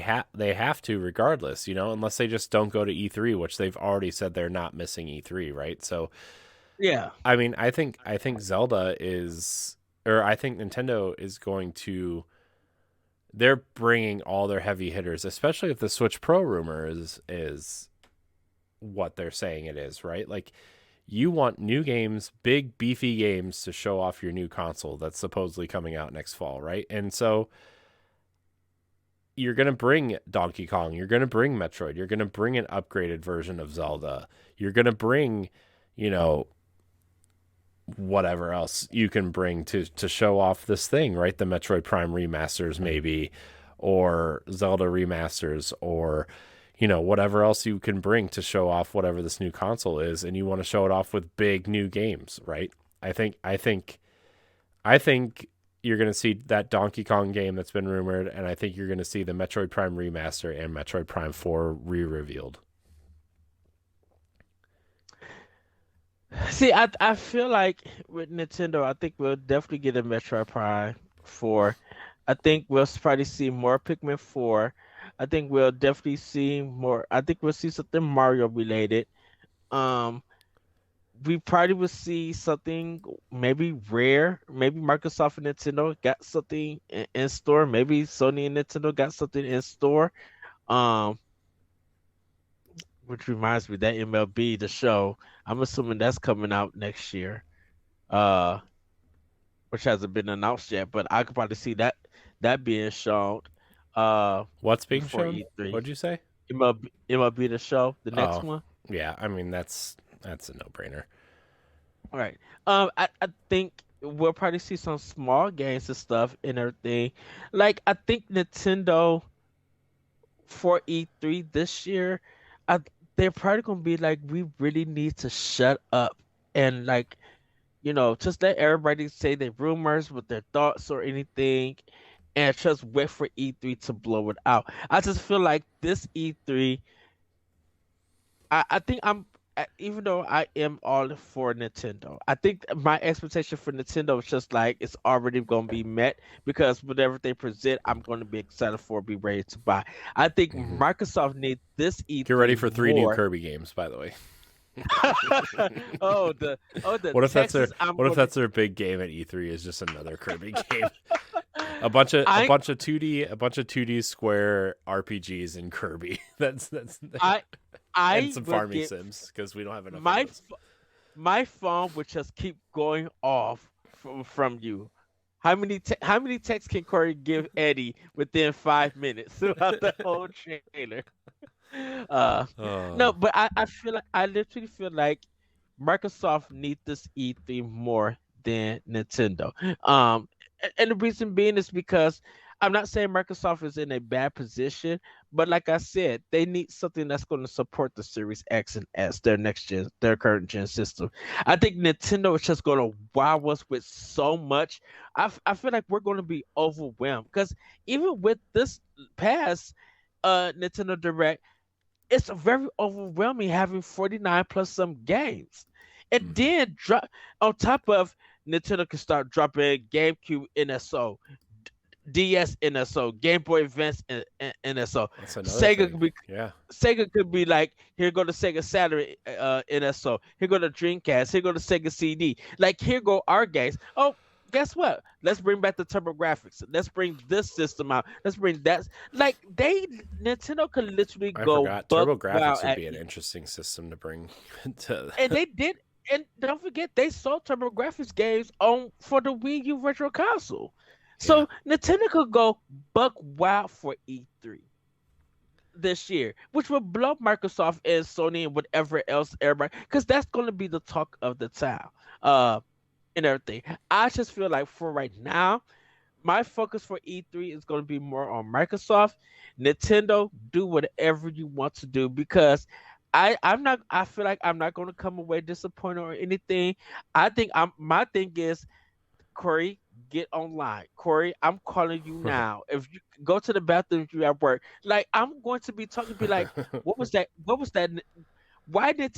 How many times have I told you Nintendo acted a fool for a direct or an E3 or something? If we haven't like did any kind of recording or anything, or like if we're literally texting and we both seen it, we're like, okay, they went buck wild. They went crazy on this. They're doing this, and this. Release it at this point in time. How we gonna how we gonna pay for all this and everything? Like Nintendo could go buck. Like I said, I know I'm using buck wild. Everybody crazy. I'm sorry, but they can't do that for E3. Hmm. Like everybody could be disappointed at their spring direct if they want to. Okay, fine. But if they clown at E3, they're not even going to be talking about that spring direct.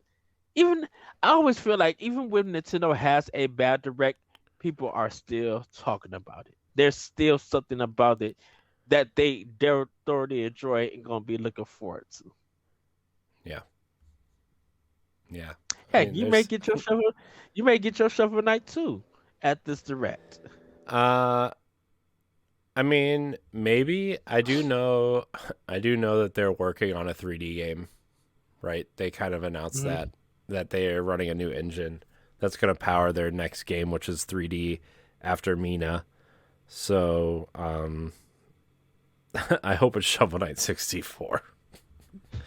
I hope that's what it is, or something like. I hope it's Shovel Knight, man. Like, if it's not a Shovel Knight game, I'm gonna be really sad. I just feel like Hmm. that character has it's just been such a wasted opportunity, you know. I just feel like they spent so much time doing the DLC for Shovel Knight that like they didn't get to what. Not that the DLC is bad or anything. I think the DLC is awesome. I think some of it's the best. I think a lot of it is actually better than Shovel Knight, the base game. It's just like, man, I just really want more Shovel Knight in a 3D capacity, and I don't know what that looks like. I don't know. I really don't know how that turns out, but man, Shovel Knight. I want a 3D Shovel Knight game.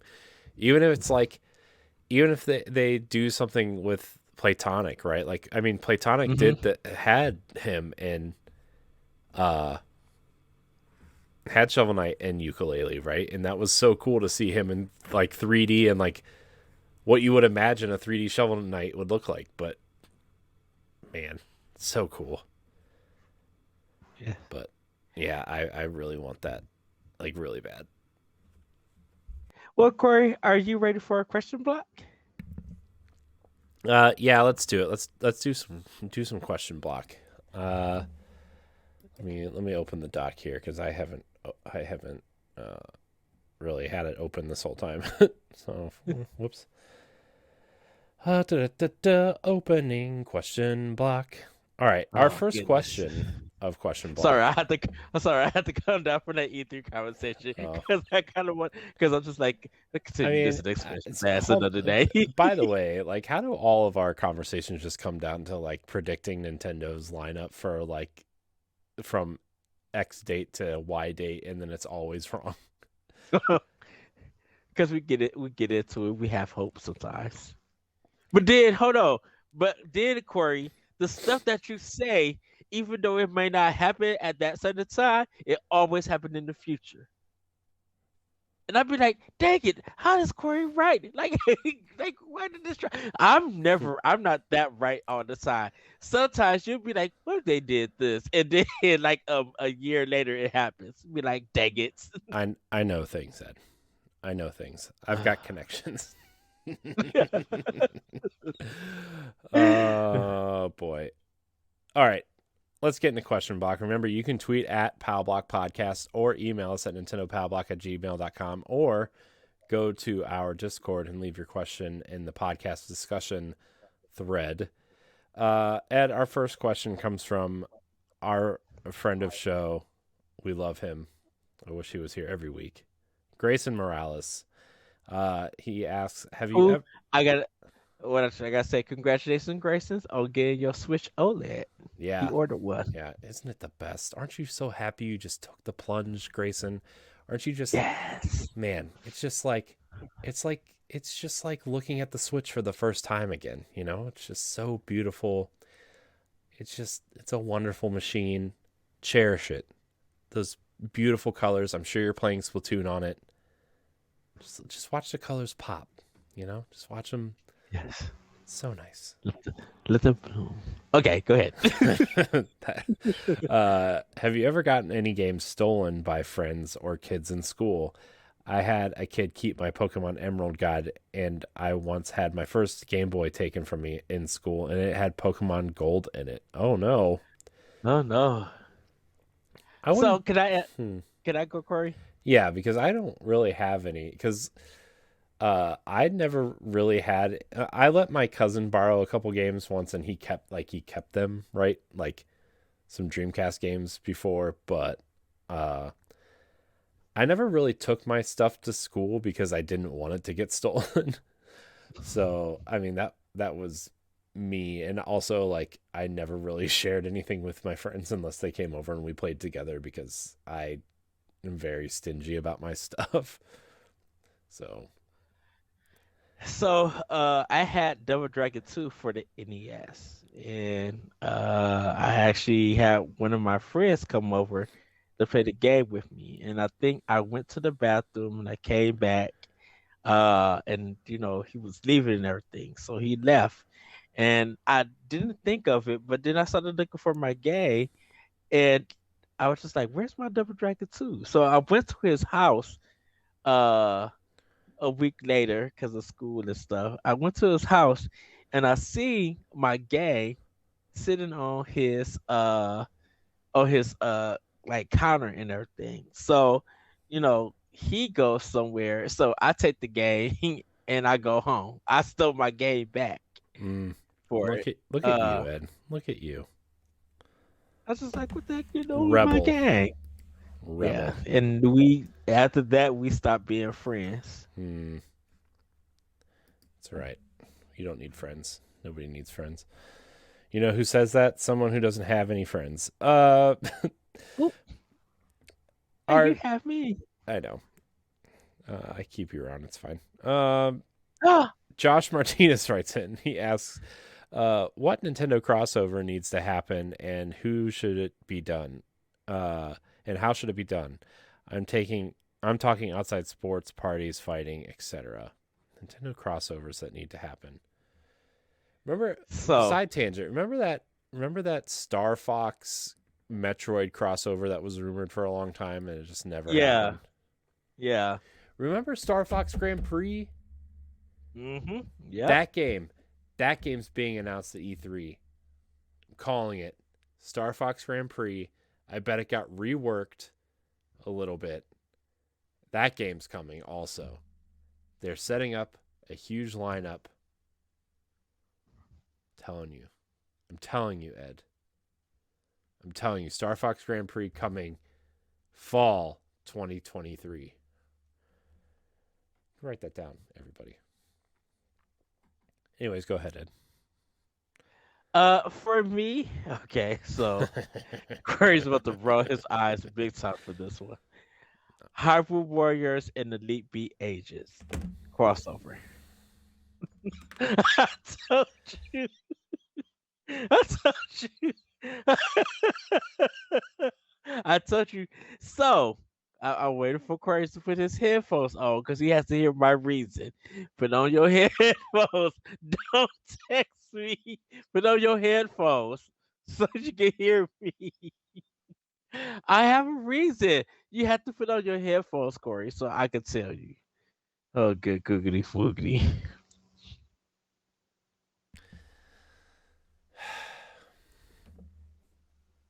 Hello. So now I was gonna say Elite Beat Ages and Luigi's Mansion, uh, or Luigi. So they could do some songs to cheer Luigi up or give him courage to suck up ghosts or whatever. But uh, the butt rock music that's in that game would fit so well with Elite Beat Ages, where you're doing the pop and moving the stuff and everything. So they're cheering on Link, and as much as you get like the beat and the timing right, he's sword, slashing like or getting all these other characters, hitting all of these enemies and stuff. And it is linear, so you don't have to go to different places or anything, but you got to be on the right beat and everything. I can see just the Elite Beat Ages like in Zelda gear cheering on Link and the crew and everything. So I'm going with Hyrule Warriors and Elite Beat Ages. Gross. Where's it growth for? Gross. Um. Okay, so I think, man, I think the crossover, I think would be super cool. Would be, I think you could actually do this pretty fit. So it's a 3-way crossover, some sort of RPG with Fire Emblem, Zelda, and Xenoblade. I think would be Ooh. super cool. And it could be a strategy RPG. It could be a turn-based RPG. I actually think a turn-based classic JRPG would be awesome. I think so, yeah. With characters from these 3 universes, right? And like, you could, it could be like you could make like a sprawling JRPG, like 100-hour JRPG, easily, fighting bosses from all of these series. Bringing in fan favorite characters from Fire Emblem, cool characters from Xenoblade, and you could like you could possibly unlock like 40 or 50 characters to be in your party at some point. Like I don't know, I mean I don't know if it would be like some sort of Suikoden situation. Uh, Oh, I wouldn't want it that that big, right? Like I think you got to yeah, narrow it down to like maybe 4 people for like like a 4 party. yeah, like I mean like four, probably like four, maybe you could extend it to five, right? Like I mean, but I mean you would have to narrow down the amount of characters, right? Like 12 to 15, you know. Hmm. Uh so I mean, I don't know how you would do that, but I think that would be super cool to like really have some sort of crossover thing with these universes. I think it would be super cool. Maybe 20 characters to choose from at the most. But I mean, like I'm thinking like really kind of Final Fantasy 10 or 10 ish kind of JRPG, real classic JRPG with just solid mechanics, cool Mm. story, cool bosses, cool cutscenes, that kind of thing. Sign me up. I would probably have like, Nope, you already went. oh, I was gonna say Paper Mario or Star Fox together. What?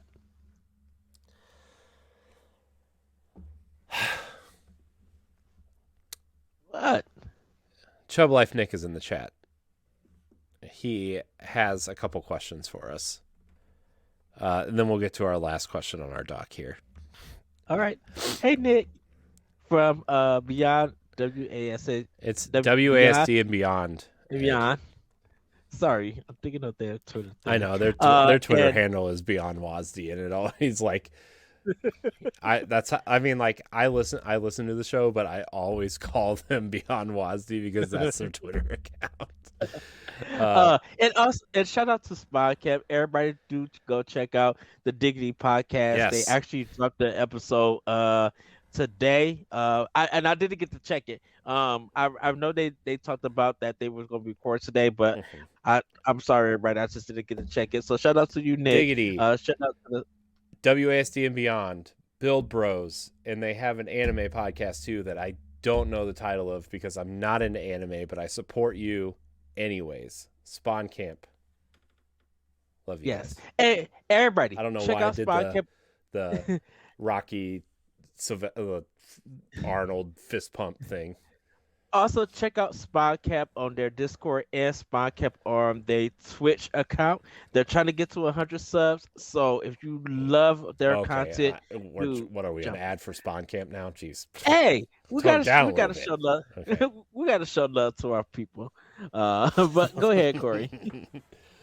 Oh, I'm just kidding. We love you guys. I wish we did more together. I know we kind of record shows on the same days, and so we can't really cross over as much as we would like to, but we'll get there again someday. Um, anyways, our question from Nick is his first question is what could Nintendo do better in regards of their online capabilities? Whenever you see someone talk about it online, it seems to be a huge joke when talked about. Yes, it's also a huge joke here because their online service is bad. It's better than it used to be, but it is bad.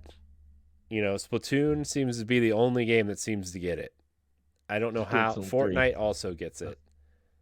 Uh, Nintendo, and it's gonna be really hard to do on like a handheld. I feel like, even though I guess like Apple Apple gets it, and every Android phone gets it, and whatever.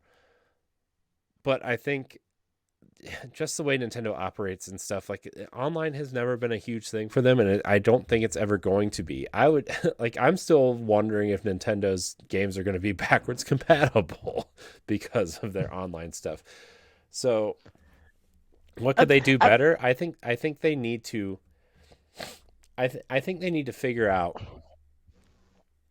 and maybe even hire a team to build an online infrastructure that But is somewhat even comparable to Xbox Live and PlayStation Network, and just figure it out. Spend the money. It's not like they don't have the money. mm, They could put a re-release out of a Mario game and make the money up to have this team run for 5 years, right? I mean, it's not uh, like but but my thing is that when it comes to Nintendo Online, Nintendo doesn't make enough games to fit the online idea what do you in the mean? What do you mean? They certainly do. Animal Crossing, Mario Kart, Smash Brothers, all the Mario sports that games, all of that Mario doesn't make Party. no. When it comes to what the idea for online people are thinking of, they're thinking of first person shooters. They're Not not thinking of necessarily. Corey. Xbox has a What ton of games that require online that are not first person shooters. right? PlayStation has games. But the only games that people are thinking of when it comes to online multiplayer is first person shooters. No, they're not. The only one that I could think of that everybody's talking about Microsoft is Sea of Thieves. What are they Forza. doing with what? No one's doing Forza. No one's playing Forza multiplayer online Yes, they are. when it That comes to whole online. game is online. Yeah, Forza but no one Horizon is is an playing. online only game. But no one is playing Forza online though. They Microsoft have has to play online. That's the only way to play but the game. for the multiplayer stuff, no one is playing it. When it comes to online for Xbox and PlayStation, it's always going to be first person shooters or it's going to be a Souls game. That's all people are thinking of. And Fortnite, they're not thinking of what the stuff that Nintendo is putting out. No one is talking about. You I know why mean, nobody's yes, talking about Nintendo games online? Because their online doesn't work. but That's why. but because it doesn't have chat functionality, because that's the only other problem they will have to fix. You add chat, Nintendo Online is fixed. No, I highly disagree. It's funny. Nick in the chat says I've caused chaos on this show. No, but No, the I only even reason that why nobody's talking but about Nintendo games in the same way that people talk about games like Fortnite and Call of Duty and stuff is because Nintendo's online does not work. but no one How many times have but you heard people even say I would play Smash Brothers online if it worked? If their online worked, if Mario Kart's online worked better, I would play more of it online. I can't tell you the last time I played one of these games online because they just don't work. Actually, I can tell you like a year ago when me, Stephanie, and Austin played Mario Party online and it kicked us out of two separate games live on stream. It kicked us out of games. Why, do you ask?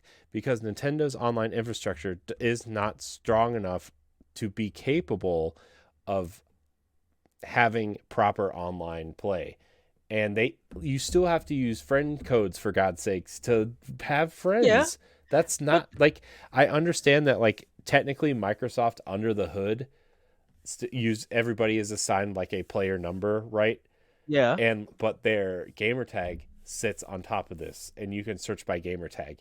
You still can't search for friends by their username, right? correct. It's just they don't they just don't have what people expect from online functionality from stuff like PlayStation or Xbox or Steam or Epic Game Store, right? Like you can't just look at your profile and say, "Oh, well, I have these types of stats. Here's my profile picture." And like in the stuff that they do have, it's extremely limited, you know? And I think that's why I feel like with Nintendo and with just online in general, I feel like online is literally limited with certain with gamers. Because when you hear online, you think of certain games that the functionality will work with. Definitely when you think of Microsoft, you still think of first person shooters, like I said. Everything else that you mentioned that like even yes, you can't play Forza Horizon without it being online. But that means that you can't even play the single player playing it online. Even with the game being installed, you can't play it. So I'm not talking about stuff like that. I'm talking about the multiplayer stuff that people are actually going to be playing. If Nintendo had Call of Duty, Battlefield, and all of this other stuff and online wasn't working, then that's when we'll be like, okay, they need this to get fixed. But when it comes to online with Nintendo, who is complaining for really complaining for it to be Everybody, improved? a lot of Because people are complaining that bec- Nintendo's online needs to be improved.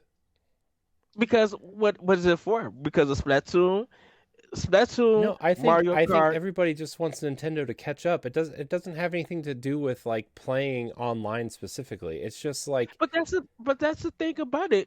The online portion is the use of playing it. that's I mean, no, not necessarily. There's stuff there are things that require online stuff that Hmm. don't have anything to do with playing games. I think the basic character like your basic Nintendo like ID setup could use a lot of work, right? I want to have more than 8 characters as my username, and I want to be able to add a friend by typing their username in to Hmm. find them. I want to be able to do like, here are my favorite games. Here are statistics of my favorite games, other than, oh, you started Splatoon 3 8 days ago. Right? I don't care. I want to see like, what's my what's my KD ratio in Splatoon? How much turf has I inked in Splatoon, right? Like how many matches have I played? How many matches have I won? How many friends do I have playing Splatoon right now? Which I know they've added like a trending thing, and they've added your friends have recently played this, but like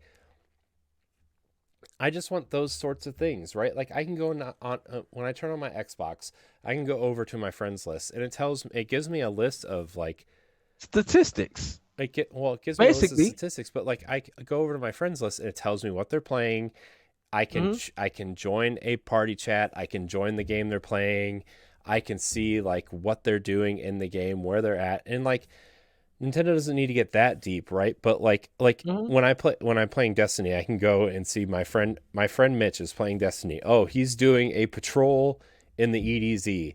I don't need to know that much, but like it would be nice to know like, oh, my friend's playing an online match in But Splatoon. see, Oh, then this. maybe I'll go play Splatoon, or like my friends are playing Xenoblade. Oh, I wonder where they're at. What area of the game are they in? What chapter are they on? That's cool. I can see that. Like it's little things like that that PlayStation, Xbox, Steam, Epic, and all these 800 other launchers have, Mhm. and I think that's just a nice quality of life feature, you know. So, thanks Nick. You've caused a lot of drama on this show. I hope you're proud of yourself.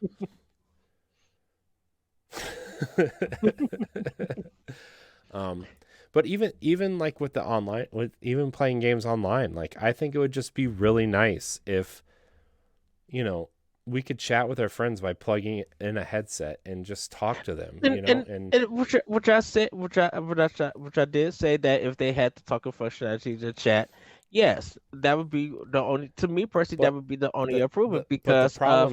the problem is that functionality is actually already in the system, because you can do it with games like Fortnite and Mhm. Fall Guys, and what's the other really popular game that people play, Among Us and stuff like that.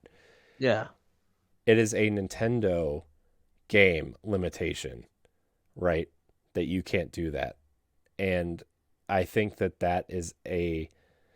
that is an issue in and of itself, is that like other games are allowing you to do this. Why can't Nintendo allow you to do this? And it really bugs me. um Well, because the thing, because I feel like even if Nintendo put all that effort, time, and everything into the online and made people happy, people still would not use it because people barely still use the online well, I think functionalities on the other also products. well also a lot of Nintendo's design philosophy is revolved around couch co-op still on their, or Hmm. couch competitive, with but I think like you could easily have both. I think Mario Kart is a great example of having both. And I think that they have tried to do both with Mario Kart 8 Deluxe, and it's technically feasible, but it's also incredibly difficult to stay connected, and I have fiber internet. It's not like I have some garbage internet. Like we pay for fiber, we pay for a lot of upload and download speed, right? Like it's Hmm. and I have the Switch dock that has the Ethernet cable running to it. Like it's not like I don't have it set up to where like it And just doesn't work. It doesn't stay connected, and it is really just a poor experience for those who want to play online. And and it's that, go ahead. no, I just feel like that. I think that's what I said. Even if Nintendo gave not for customers, not for the players, but from a third party perspective, if Nintendo put everything all for the online stuff, everything was working, they would still not get the games that's going to really utilize it. They're not going to get Call of Duty. They're not going to get But Battlefield. They're not going to I really don't get think you the need Call of Apex Duty stuff. you don't need Call of And Duty and that's Battlefield that's to but that's the thing. When it comes to online, that's the games that everybody's really using it for. I'm talking about Outside of Destiny, I'm talking about Fortnite. I'm talking about Minecraft. I'm talking about Fall Guys. I'm talking about some of the adventuring in some sort of RPG adventure with your friends. I'm mhm, not talking about these major first person shooters because we know Switch is not going to get those, right? Switch is never going to mhm. have Battlefield, Destiny, Call of Duty, Halo, And those that's what types of everybody shooters. want. And that's what some adults or some grown players who are Nintendo Switch owners, when they talk about online, those are the games that they want But they don't want those to on make their Switch. online. You're either playing first person shooter on PC or one of the next gen consoles, right? Like that's Hmm. just where you're playing those games. And like, yeah, it'd be cool if Nintendo could get like a first person shooter, but like we were talking about Metroid Prime 4 for example earlier. That game could be a monster hit online if it had the right multiplayer suite, right? If Hmm. you're like, hey, it could like you could set it up in a way of like a Time Splitters or Perfect Dark or GoldenEye type way where like you start out everybody starts out with like the arm cannon or maybe you build your own bounty hunter or something, right? This is something I've been talking about since Mark Carabin was on the Warp Whistle, right? Like Ooh. I mean, I submitted this way back then, and him when him and his brother were doing Warp Whistle, right? It's like Hmm. you could have a Halo 2 style multiplayer mode where it's an arena shooter. Everybody starts out with the same weapons and you go for power weapons or power ups for your arm cannon, or you build your own bounty hunter and you can customize your own bounty hunter or whatever, right? Like you could do all that stuff. You could keep your Metroid Prime campaign separate, right? Like obviously, you go through like a proper Metroid Prime game and do all those things, but like Nintendo could have their own major first person shooter on their own platform if they just figured out this online stuff. And maybe it'll work by then. Maybe they figured it out. I don't think they've figured it out. I think the only Nintendo first party game that has it figured out is Splatoon. I don't know how it works differently than the other things. I know Hmm. they switched to some sort of To the proprietary server thing Yeah. for this one, whereas everything else is I don't know. I can't tell you right now what it is, but like And I think, well, I think definitely, if more people play their online games and talk more about it and get out of the first person shooter idea of online, I think there will probably be a different discussion to have, because I'm just mhm. like, if you're focusing on Nintendo's online, like if you're focusing on Nintendo online so it can supply person shooters and big first person shooters, say that.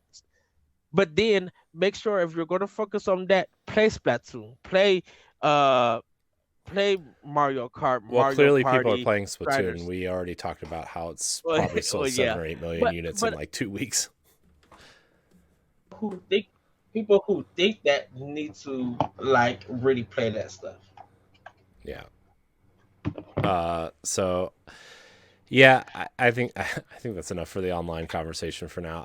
I do wish they'd fix it. I think you know they could do things differently, but obviously Nintendo doesn't operate that way, and obviously it doesn't matter to a lot of people because it's I mean the Switch has sold 120 something million units, and games just you know they exist. So Yeah. thanks, Nick, for that question. We're gonna answer your second question too, actually, because it's interesting, and I think Ed may have an interesting answer to this. He asks, "Would you guys also like to see Nintendo go into any mature games for Switch? Uh, I'm not privy to any that may exist." Uh, well, I mean, they own Astral Chain, right? Which is theirs. They're publishing Bayonetta, although that's technically Sega's. Um, they do own Eternal Darkness, though we haven't seen that in a long time. I I don't know. I think it would be really interesting because I think when you look at a company like Disney has had some success moving into quote unquote mature whatever, right? I remember like when they put out their first PG-13 movie under the Disney banner. I think it was Pirates of the Caribbean actually. And I was like, Hmm. "Oh my gosh, man, that's crazy, that Disney would put out a PG-13." And now like I mean, look, Marvel and Star Wars and Pirates and Tron, like all these games or all these movies are PG-13, right? And so I mean, I think they have franchises that would work in a mature style setting. Like I think a dark Zelda story, an M-rated Zelda story would work. I mean, we go back to that crossover question. I always thought that like having a Dark Souls like game set in Hyrule where you're playing as Ganon trying to resurrect himself would be a really cool, dark, mature story in the Zelda universe, right? And it wouldn't have to really involve Zelda or Link or anything. It's just how does Ganon come to power, And you could start out as Thief Ganon and make your way up and, find the Triforce of Power and become Ganon. So I think there's a lot of different games that could fit into that. I think that's one that would be a surefire hit to a lot of people. Um, I think Metroid still fits into that camp too. I think you would have to get real alien with it, right? Like almost alien isolation uh type Metroid game where you're like really isolated and maybe instead of a xenomorph, maybe uh, Ridley is chasing you around, um, maybe Dead Spacey or whatever. Like I think that would be super cool. Yeah, Nick just said Dead Space in the chat. I think those are the two franchises that would benefit the most actually from a M-rated storytelling. If you did it right. What are your thoughts, Ed? Um, M-rated hmm. Mario game. M is I for Mario. so to be honest with you, I don't think Nintendo could benefit from any M-rated games from them. Oh, Because of you. this is the thing about it. I feel like Nintendo will be like the M rating will take away from our creative vision, from our.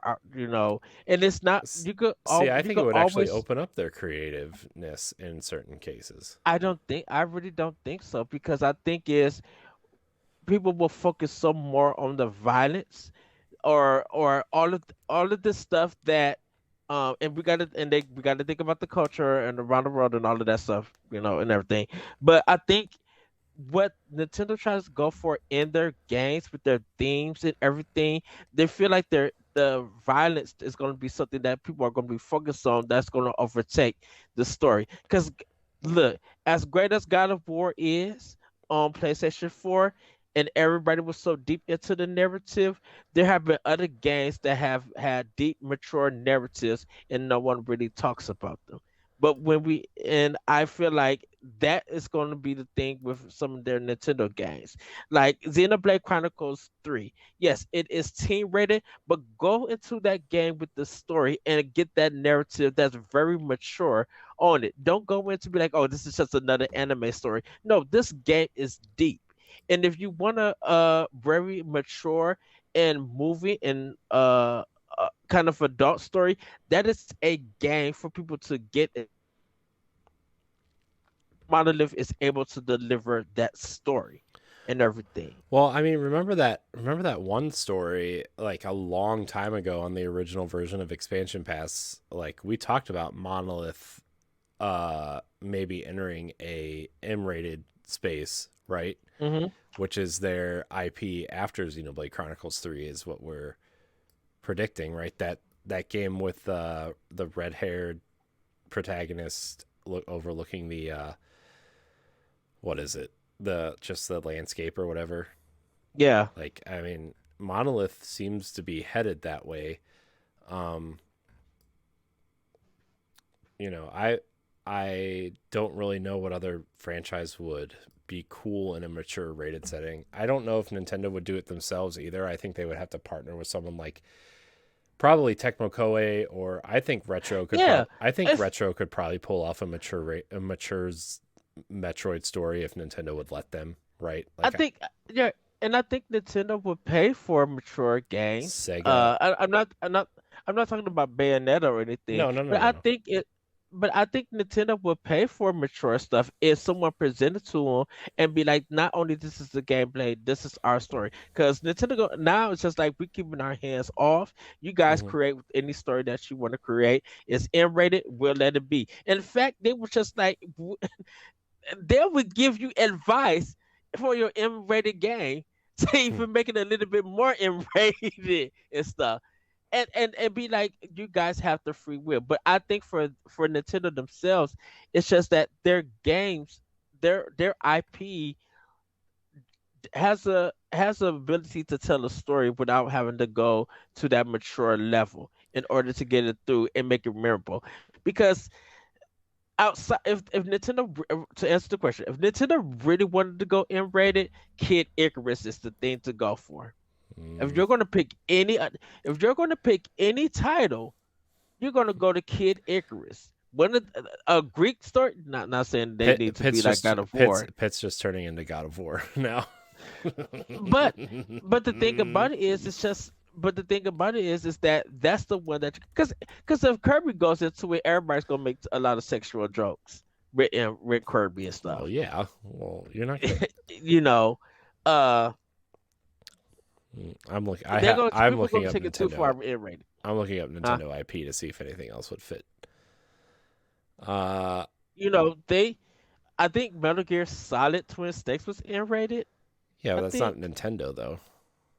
right, but Nintendo paid for it. Is what I'm talking about. Yeah, but The only game that Nintendo actually has that's N-rated, no, not really Eternal Darkness, would have been was Conker's Fur Day because they owned Rare at the time, yeah. and that was the only M-rated game that came out of Nintendo. I think Sin and Punishment could be a really interesting M-rated game if you did it correctly. Now, I will say, if Nintendo wants to get it M-rated, release the Fire Emblem Awakening with the red light district in it. Mm-mm.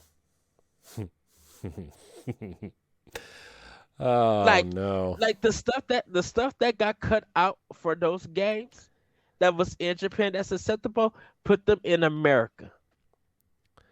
You know, it'd be really cool. Uh, well, okay, so Nintendo didn't do the conduit, so never mind. I was gonna say, what if they brought the conduit back and made it like darker? But you know, what'd be cool actually is if they rebooted Codename Steam and made it like a Gears game. Oh shoot, heck yeah, That'd be I would awesome. play it. I mean, people might say that this is We're getting into wishful uh territory now. what was the Sony game with Huh. the werewolves that you fight? Oh, the The Order. Order. Yeah, God, what some a people cool might game. get into that too. I love the Order. I know it didn't do well, but that game was awesome. I'll play the Nintendo video of owns the Order. Geist. Not that that game was great, but they do own that. I'm That just, is true, and I'm, as much as I bring up guys and I get the eye roll. yeah, I'm looking through. I'm just trying to see if there's anything that Nintendo owns that would be interesting as an M-rated. Uh, Pandora's Tower. They could bring Pandora's Tower back as like a Souls-like game. Pandora's Tower would be a really cool Souls-like. That would be interesting. Man, where are the HD re-releases of Pandora's Tower and Last Story. Can we get those, please? Last Story was so good, and it's stuck on the Wii. Sorry, I almost used my cussing words there. Hey, Kirby Deluxe is that Kirby game No, that came from the gross. Wii. No, I'm talking no, about no. I'm saying that came from the Wii. So there's a possibility that those other two games that are Wii games could Yeah, but come from. Nintendo owns Kirby, and Nintendo re-releases games. Mistwalker owns Last Story and Lost Odyssey. What? Microsoft, bring Blue Dragon and Lost Odyssey to the Switch. I mean, they put Blue Dragon on 3DS, I so know. why not? I know. Gosh, Lost Odyssey is such a what a game. I need to get back. I need to get back into that game. I have it on I have my Xbox, but I think I got the physical. Nintendo owns The Last Story.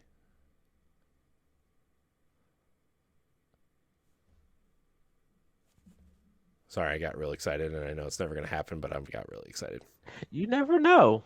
I know this is very riveting. Oh my goodness, that was third. That was by No, that can stay dead. that can stay on the Wii. Although I had that game, and I sold it because it was bad, and now a sealed copy of that is worth like $800, and I'm very upset that I got rid of that game. That is a sin amongst sin. So yeah, I mean, there's some cool games they could do. It would be very rare, but they do own stuff that would be really interesting in a mature style setting. All right, and we're gonna get to our last question here on the dock. Because I don't want to leave anybody out since we didn't really have a lot of news, although we have been going for 2.5 hours. This is awesome. Well, you did say the show's going to be unhinged, so. I did. Friend of show, Jack Brow, contributor to the Boss Rush Network, writes in and asks, nope, that's wrong question. Enough debate on which major chain pizza has good pizza. What is your favorite frozen pizza from the grocery store? Okay. Aldi, Mama Cosey's 4-cheese blend pizza. You buy a pack of pepperoni, and you buy, for me, I would put jalapenos on it, but I know my wife doesn't like it. But you buy that stuff separate, and then right before you put it in the oven, you layer that pepperoni on. You layer those jalapenos on. You put in the oven. As soon as it comes out, you put some Parmesan cheese on top. You put some red pepper flakes on there. That is the best frozen pizza. Their basic pepperoni is also pretty good, and their supreme pizza is very good.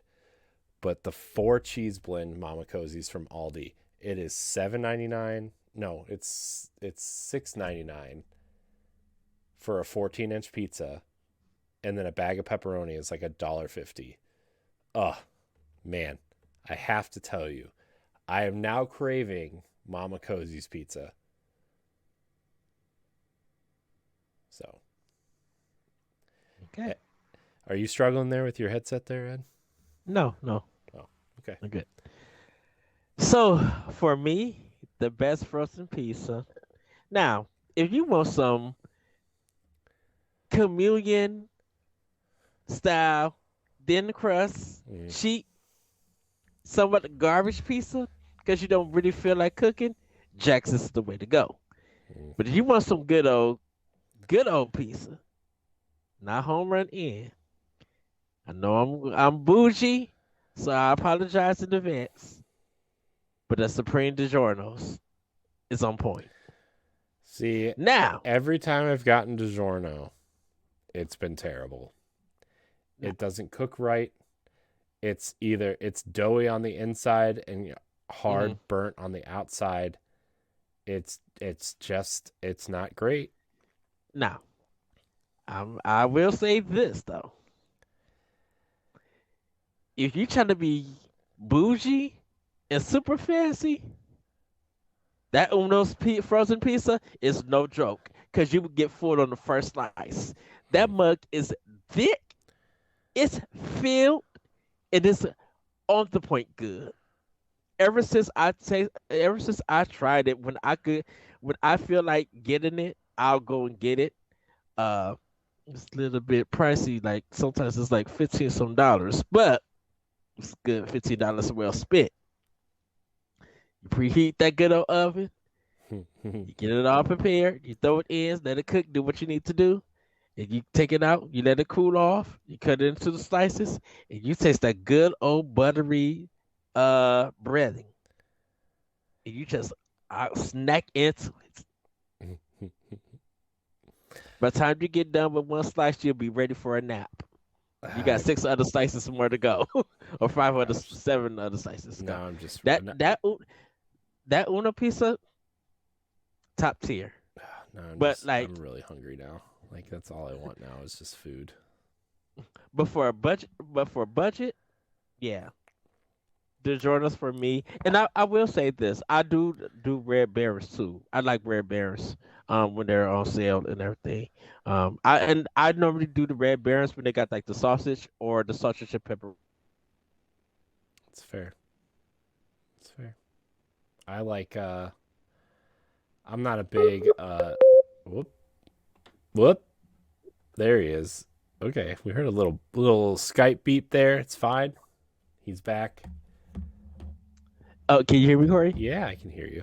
Okay, just making sure. Yeah. So yeah, I mean, I'm not a big extra topping guy. I do enjoy pepperoni, and also I think if onions and green peppers were cooked correctly, and not just Mm-hmm. like chopped up and thrown in a container before they get thrown in the oven. Like if you Oh, actually like no, like if you actually like put them in a pan and cook them correctly and then uh, layered them on the pizza, yeah, right? I think that would yeah. actually be really really good, but nobody ever does that, and I'm not going to take the time to do that. So And, and I will say this, like when I do the journals, it's only the supreme. I don't do like the pepperoni. Jack's, I'll do like the pepperoni or maybe the sausage or anything. Red Baron, like I said, I do the sausage and pepperoni. I do pepperoni when it's with sausage, or if that is the only thing to get, I'll literally go do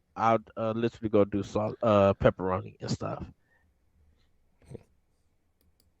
cool. So Well, Ed, that's all I got for all questions, right. and I think that's all we got for the episode. Yes, everybody, that is going to be it for Nintendo Power Block. You can find me on Twitter and on Instagram at that Retroco. Also, check me out on Discord and check out more of Nintendo Power Block on our YouTube page at Boss Rush Network. Check us more of our content out at bossrush.net. And if you want to get these shows in advance and early, or want to support us more, you could become a Patreon supporter or a Patreon producer. You can go to bossfish.net and check out our Patreon and click on the link and find out how to support us there. Query Breaker, before I do.